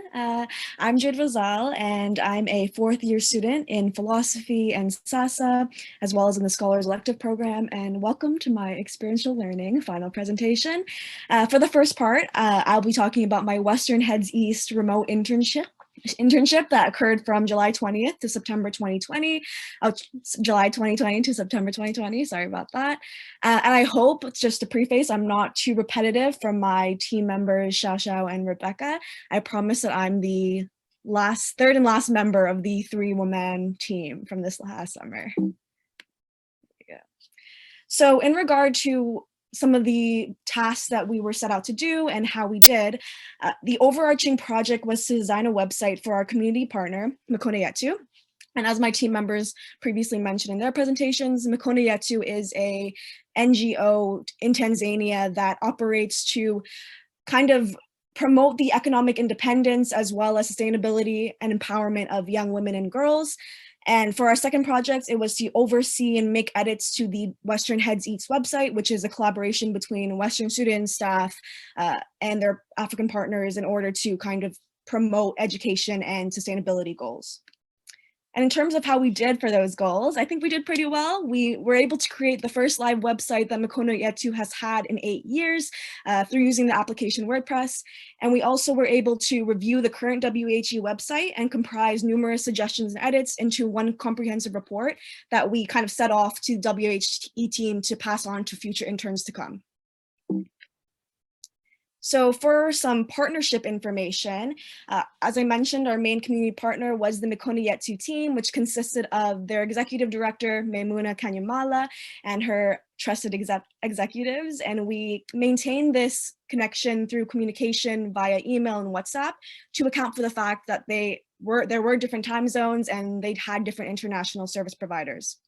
And then for our WHE mentors, our team was effectively guided by Stephanie, Bob, and Maria.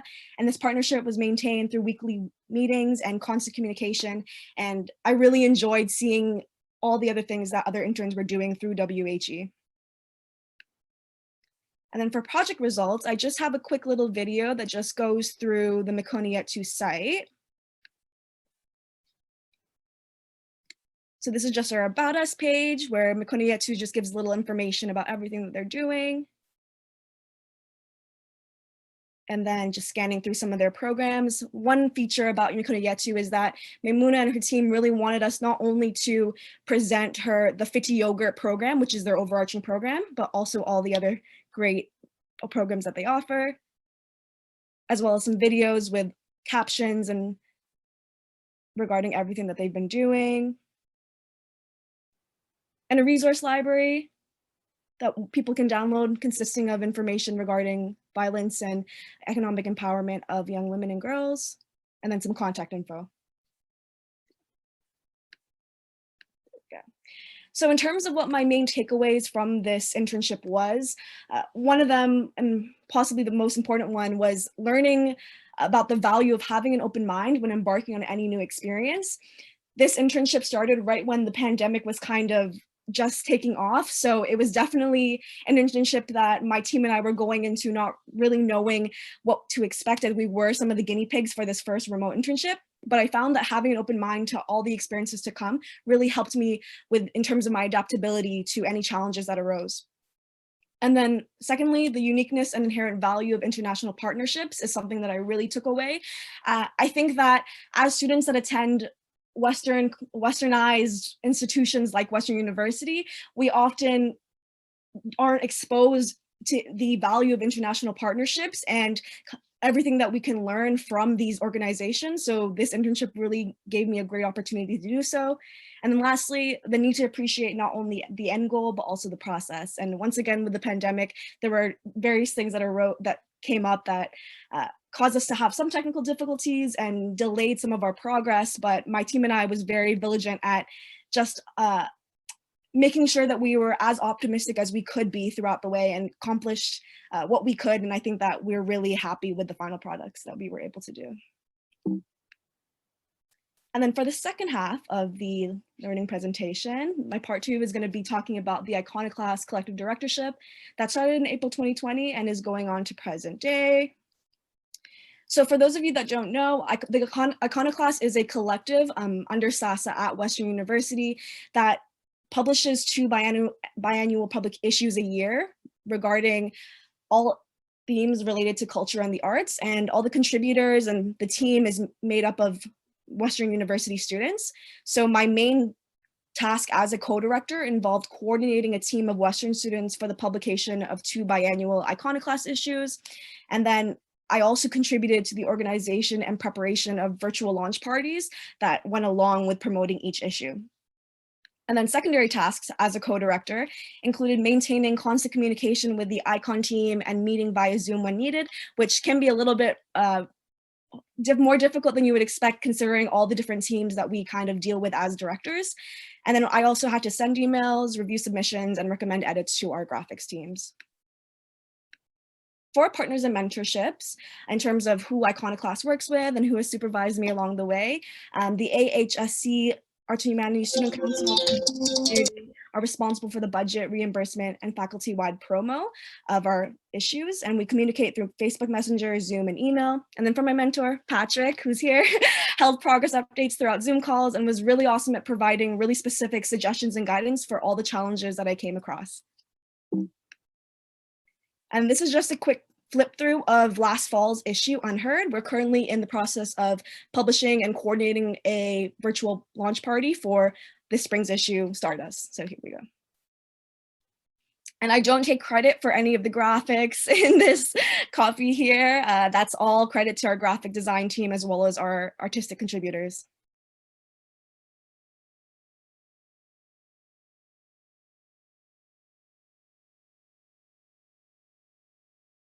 Just a little click through.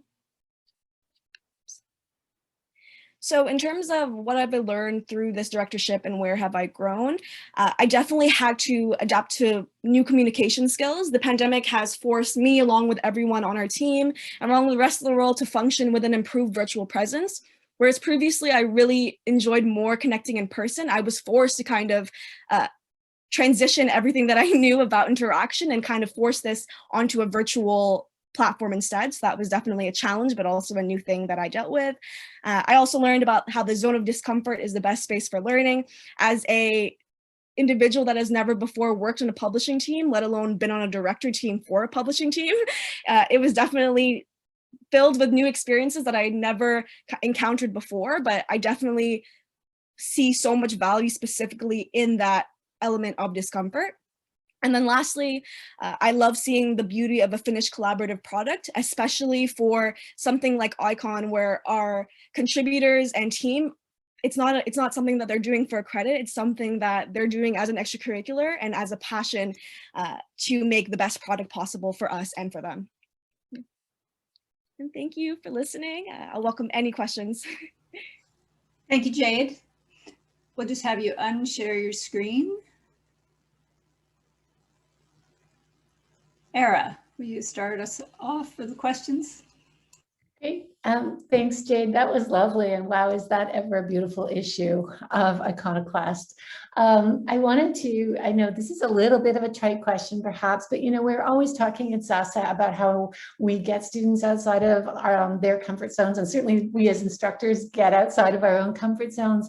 And we talk about, that we talk about that as if it's a good thing without often saying why. And you just mentioned, that you learned, right, that zone of discomfort is the place of learning. And I just wondered if you could articulate that a little bit further and say, maybe even give an example of something that was really uncomfortable for you, if you would like to, and what you got from that. Yeah, of course. I think that because I was a SASAH transfer actually, so I transferred into SASAH in my second year, starting as only a philosophy major.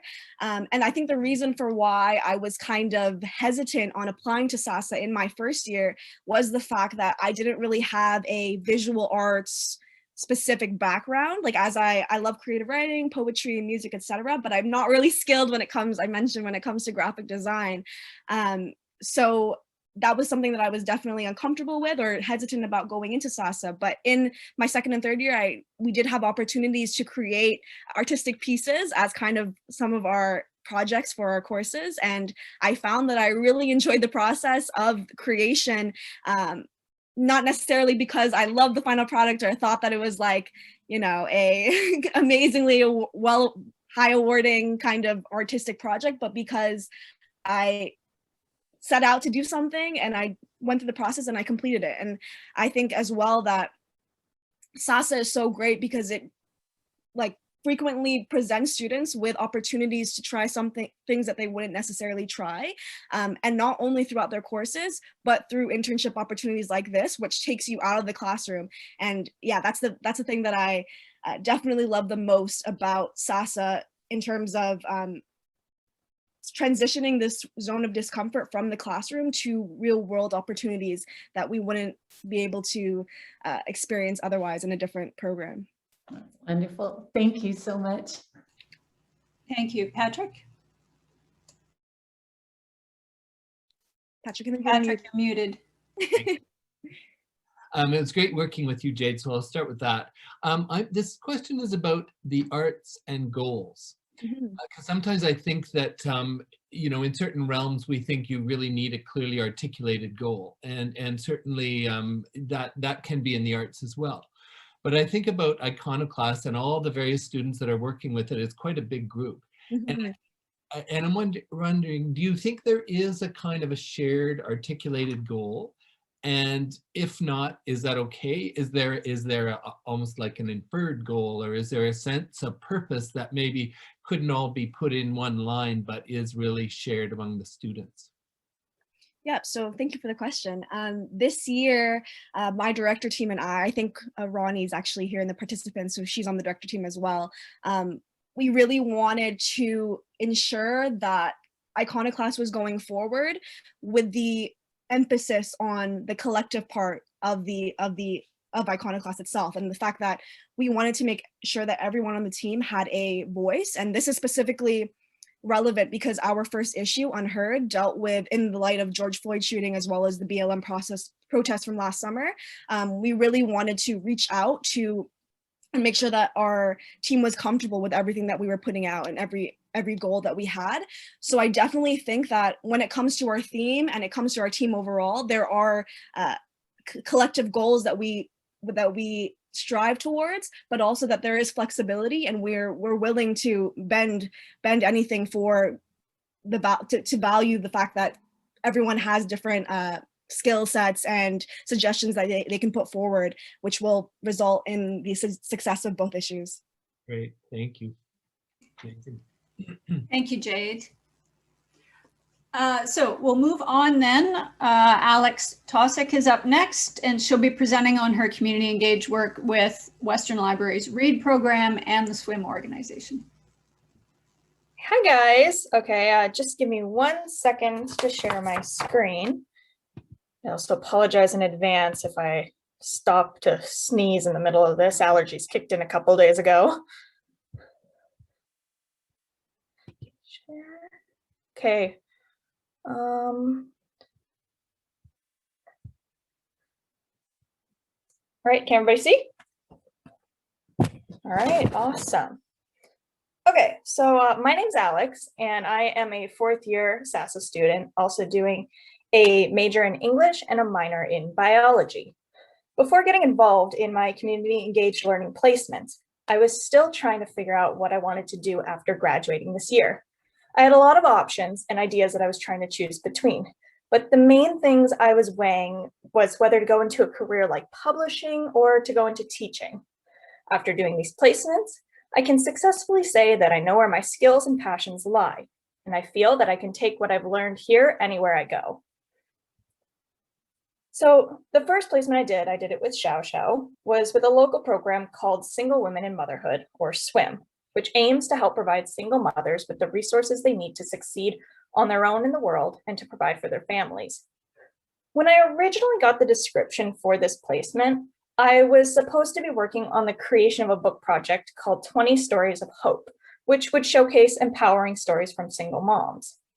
The expectation was to be working off of formerly done research to interview moms and begin writing and putting together the actual book. But as we started on the project, we found that all the former work had been lost, meaning that we basically had to start back at square one. Thus, most of my tasks for the majority of the internship was based in planning and organization and consisted of forming a campaign plan, researching publishing companies and how to create a book, drafting interview questions, and brainstorming and contacting advertising sources while we tried to recover that lost work. So I did struggle a bit in this project. First off, my supervisor, she was a wonderful woman, a very ambitious woman with a lot of ideas, but I got the feeling she had some difficulties in organizing and executing those ideas, and she left a lot of that onto us. And like, as just walking into this project, not knowing what we were doing, that was sort of a major obstacle for me.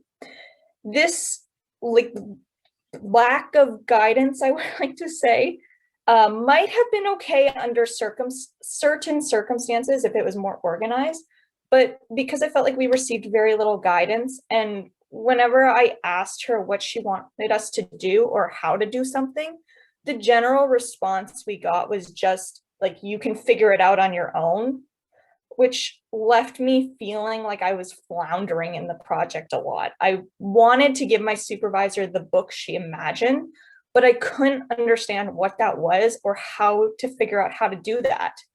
And because this project was done virtually outside of weekly office meetings where we gave progress updates, I had very little contact with anybody else in the business outside of like working with SASAH for getting our part of the book project done. And we really relied on one another to get this placement done.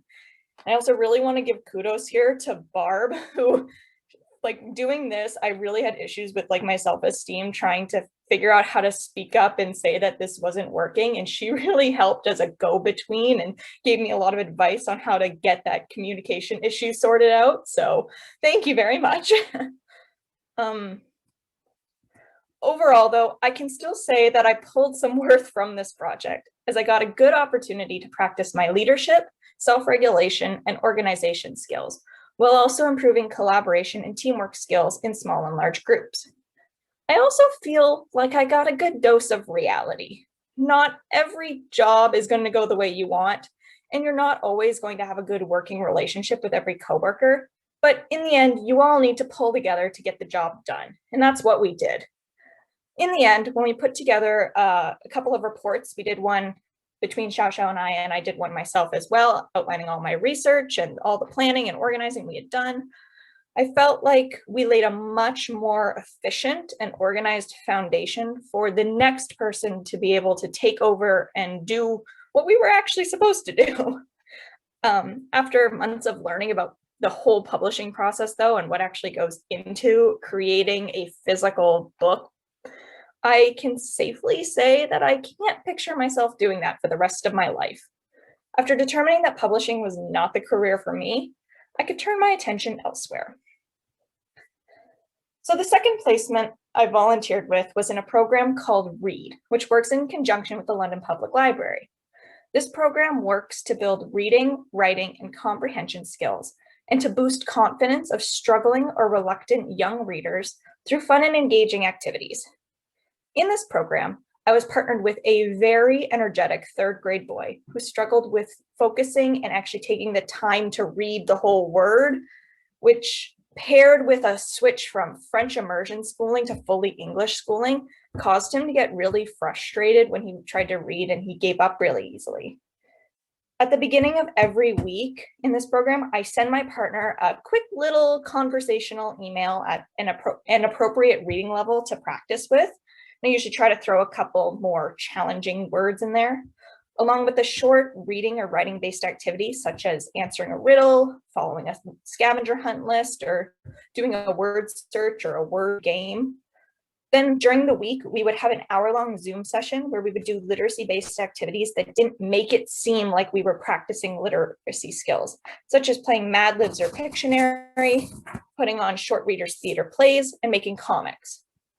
I found out my partner really responded well to doing drawing and arts and crafts activities. So it often start with something that seemed like more of a artsy thing that didn't seem like it had reading or writing in it. And then I would sneak those skills into it. This placement was also done entirely online over Zoom. So just like with swim, it was kind of difficult to build relationships. However, at the beginning of every Zoom session with my partner, I made sure to start with some conversation, saying, how's school going? Do you have anything new? And we just getting to know him. So I feel like that's really helped us to bond, which also in turn helps me to lesson plan, because then I can base it on what's going on in his life and what he likes to do. I also have bi-weekly check-in sessions with the program coordinators and other volunteers. In these sessions, not only do the coordinators provide many resources like physical activities, arts and crafts, writing activities, and books for all ages, types of interests, cultures, and in English and French, but they also provide teaching tips and tricks, technical help, and they give individual feedback and answer questions. I found the coordinators' expertise in constructive criticism extremely valuable in, as I like to call it, teaching me to teach. And it's very refreshing to have a community of volunteers to ask questions and to hear about how other sessions are going and what's working for them. So we can kind of bounce ideas off each other then. After 7 months with the program, my partner is much more enthusiastic and eager to read, and I've seen a drastic improvement in my partner's reading fluency, as well as a major improvement in my lesson planning and teaching skills as I learned about what works and practiced my communication, flexibility, creativity, and organization skills. It hasn't always been easy.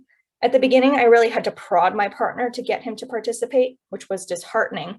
And as the weeks went on, I sometimes struggled with coming up with good, creative, enjoyable activities.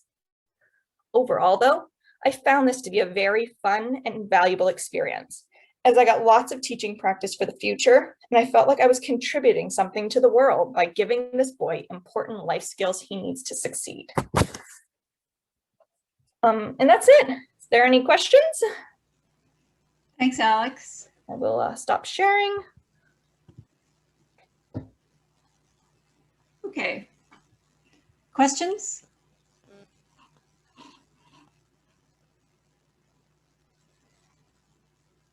Oh, Patrick? I can't hear you, sorry. You're muted. I'm getting good at muting myself, but not unmuting. Thank you for your presentation, Alex. I wonder if you could say something a little bit more about the kind of teaching activity that you were involved in and how you think that might map onto, you know, I know you're going further into education next year. So what are the kinds of things that you anticipate you would take with you from that experience that you might apply to more of a full classroom setting? So I guess the biggest thing with this program is they don't want to make it seem like you're doing lessons in school or like homework or something like that. So I found that I really had to get creative in trying to find something that just seems like, you know, a game, or like we're just playing around, we're just palling about, but then trying to get that practice in at the same time. And I feel like that is what really brings the love of any subject to it. And since I want to teach little kids are really resistant to any sort of thing that feels like a chore. And so you have to find ways of avoiding that, but still getting the practice in. And what this did was it taught me to just kind of think out of the box, to think around the situation instead of just like focusing on this kid needs to practice his phonics or whatever. Instead, it's like, what can we do that integrates the practice of phonics into it? And I think that's going to be really helpful down the line, especially now in schools where we focus on not just like driving home those skills, but rather like, how does this child learn? Like, what is there? Are they more tactile, or are they more audio, or things like that? This way you work with the child and what they can do, rather than just like saying, here's the stuff you got to learn. Great, thank you. It sounds partly like it's about, such as you're doing here, emphasizing the experiential. Yes, very much so. Thank you. Thank you. Yeah, and I just want to say too that how you emphasize that it's important also to, with these experiences, to kind of find out what you don't like, what you don't want to do, as much as to find out what it is. So thank you for emphasizing that in your presentation, which was great. Thank you. Okay, thank you. Okay, last but certainly not least, Courtney Wards-Betnoff is going to present on her work this year as Western's student writer in residence. Hello, thank you so much. I'm going to pop this up here and move everybody's lovely faces to this side.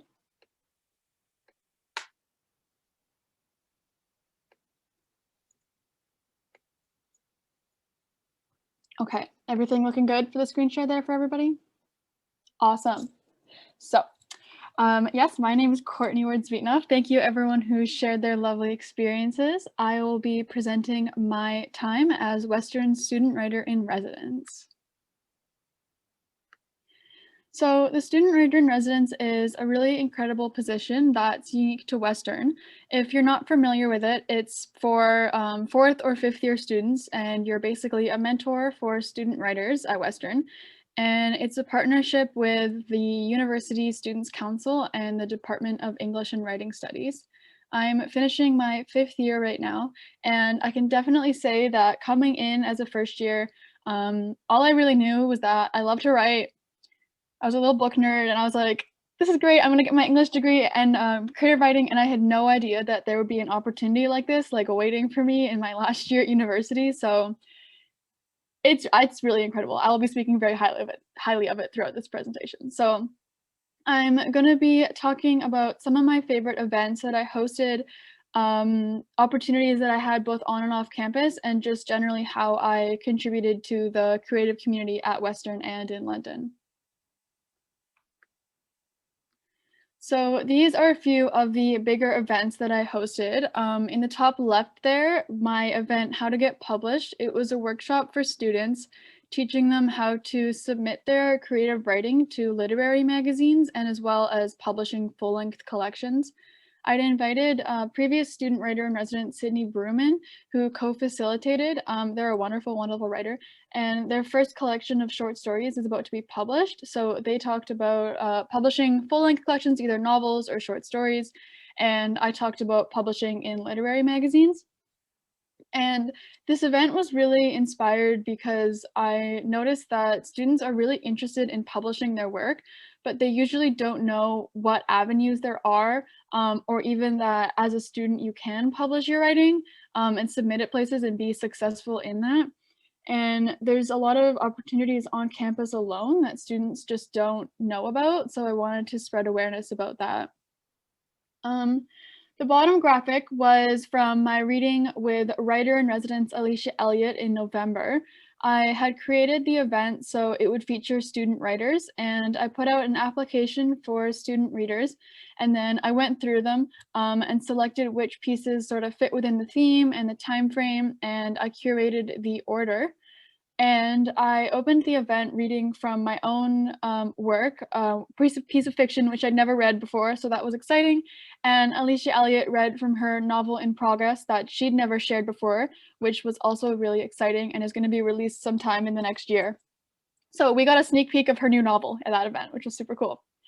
And the top right graphic was a partnership with Inkwell Workshops, which is a Toronto organization that's facilitated, and they facilitate workshops for writers, and it's also hosted by writers with lived experience of mental illness. And we talked about writing about mental health and practicing self-care when writing. And this was a workshop that was really important to me because I think it's a topic that is really crucial, but it's really overlooked, especially in the university setting where it's more about writing assignments and handing them in for a deadline, not really kind of taking care of yourself when writing and the complexities of kind of that situation. These are just a few of the opportunities that organizations on campus and in the London community reached out to me as student writer in residence. Back in September, Western News asked me to interview writer in residence Alicia Elliott for a published article, which was the first time I'd ever interviewed anyone. It was actually done through email, so it wasn't live. Normally it would be live, unfortunately, but we couldn't be face-to-face. So it was just through email, and it was really exciting to get to talk to one of my favorite authors about her writing, and now that's featured on Western News. So I Google my name and the article comes up, and it's pretty exciting. On the left here, I was featured as the local opener for this Poetry London September reading series. I read 3 of my poems, and this was my first paid reading, and it was a really cool opportunity because I've been attending Poetry London's event since my first year at Western, so for 5 years, and just as an audience member, and I now had the chance to be a featured reader at one where people were an audience member to listen to me read, so that was really exciting. And on the right side, this is the cover of the 2020 Words Fest zine that I was one of the senior editors of. And this was a great opportunity as well because I was a student editor of the zine in 2016 in my first year, and I've had my writing published in the zine for several years of it. And in this opportunity as senior editor, I got to read through every submission and prepare them for publication. So I've kind of seen every aspect of this publication as submitting and as an editor and then a senior editor. And with the bottom graphic here, I was invited to be the judge for the Undergraduate English Society's Poetry Chapbook competition. I was responsible for selecting a winning entry and then some runner-ups to win monetary prizes. And I've also been published in their chapbook in the past, and now I had the chance to help curate the publication. So a lot of the opportunities that I had in this position kind of allowed me to re-experience things I've experienced from a different perspective throughout my last 5 years at Western, rather than being a participant. It's kind of an organizer, and I really got to be thank you. I really got to be a representative of the university. So just to share some exciting news, as you can see on the logo on the left-hand side of the screen, I've been accepted to my Dream program, the Master's in Creative Writing at the University of Victoria. And I thank you for the applause. I really think that being student writer in residence prepared me for a program like this, the work I was able to do and the connections I made with faculty and students, and just the way that my abilities were validated brought me a lot of confidence as a writer. And then the next point down, you can also see, just as exciting, applications for next year's student writer in residence are open. And that's the best part about the position in general, is that it can be anything you want it to be. When I applied last March, like pretty much exactly 1 year ago, the pandemic was just beginning. And I had, at least in our province, and I had no idea that my final year at Western would be entirely online. And this definitely posed challenges with technology and changing all my events online, but I really was able to create a virtual community and make sure that students felt at home at Western. So regardless of next year's school year format, I'd really recommend anyone applying to this. You can always come to my office hours, my email is right there, reach out, 100% recommend. So just as kind of a final reflection on where I've come during my time at Western that has ended in this position of student writer in residence. When I applied to the position, I just had 5 pieces of writing published, all in local literary magazines. But as of today, I now have 16 publications ranging from Manchester, England to Mumbai, India. I published my first piece of creative nonfiction this year, and then 2 more. I received my first paid publication. I was shortlisted in the National Bridge Prize in Fiction, and then was finally awarded the Arts and Humanities Student Council Award for my contribution to the arts community, which was really due to my work as student writer in residence. And a lot of these things happened because of the confidence that I gained from this position. And I'm so grateful for the opportunity, and will definitely be looking back on this position as the absolute best end to my year at Western. So thank you so much, everybody, for listening. Thank you, Courtney. That was great. Questions for Courtney? Ask Julia first. I was going to. Julia.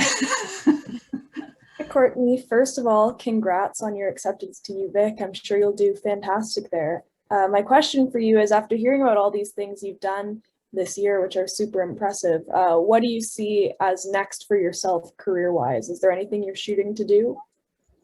I love that question. Thank you. Yeah, I am definitely interested. So for the MFA, I'll be interested in publishing like a full-length collection of short stories. After that, primarily in creative nonfiction, which I am focusing on at UVic.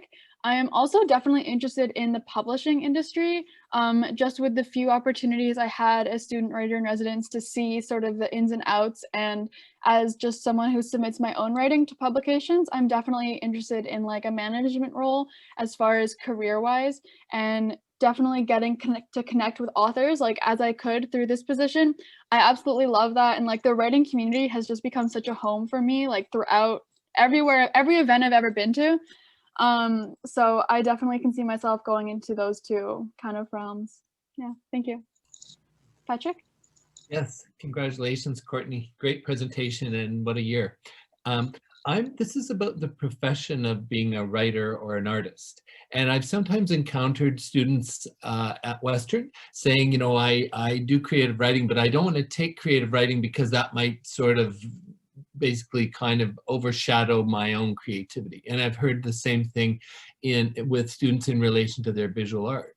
And I can understand that. At the same time, it strikes me that you have had the great opportunity to start to understand what the profession of writing and being a writer is about, or could be about. And so I wonder if you could talk a little bit about that. I mean, I think you have been talking about that, but, you know, did you ever have that fear that, you know, if you put this in a category, it might take away the magic or something like that?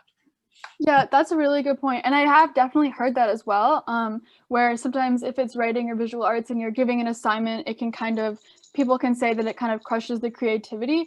I've never personally experienced that, but I think it's greatly due to kind of always being involved in the writing community and doing it also on my own time. And I think those are chances that I can really kind of direct myself and like find direction and creativity and talk to other authors. But perhaps if a student was in creative writing and just following the prompts quite strictly, then perhaps that could come up. But yeah, the best part about like writing as a profession is just getting out into the community and meeting other writers. Like, I don't know, I feel like there's kind of two kinds of writers. This is going to be a tangent. Kind of like going into university, I think I was more of a writer where I didn't really like share my stuff because I was quite young. I'm still quite young, but like younger. And it was more like kind of sitting at home, kind of writing and not really sharing it. But now at this point, like I'd mentioned, I've been sending out my work to so many places, and it's just such a reciprocal like profession and community that everything you give in, you get tenfold back. And I really found that through the student writer in residence position too. Like meeting with, oh my gosh, meeting with first years at my office hours. One girl, she already has like so many publications, and she's incredible. She came to a lot of my office hours. So I was really inspired by what people would come to me with too. So that's the best part of the profession, really, as a writer. Thank you. That's yeah, I really enjoy your answer. And yeah, I think it is about community and support. You know, I mean, you still have to do the work, but having a community is so important. Yeah. Thank you, Courtney. So that brings us to the end of the presentations. And before I hand it over to Era, I just want to say that in your experiences, you've all represented yourselves and SASAH and Western so well. You did so again today with your presentations. I want to thank you. You make my job so easy. So thank you very much. And Era, will you wrap it up for us, please? Yes, I will. And I think I just want to reiterate what Barb just said. What a wonderful set of presentations. You do SASAH proud, you do yourselves proud. And I want to thank you so much for the great feelings that we all have as we leave this meeting today.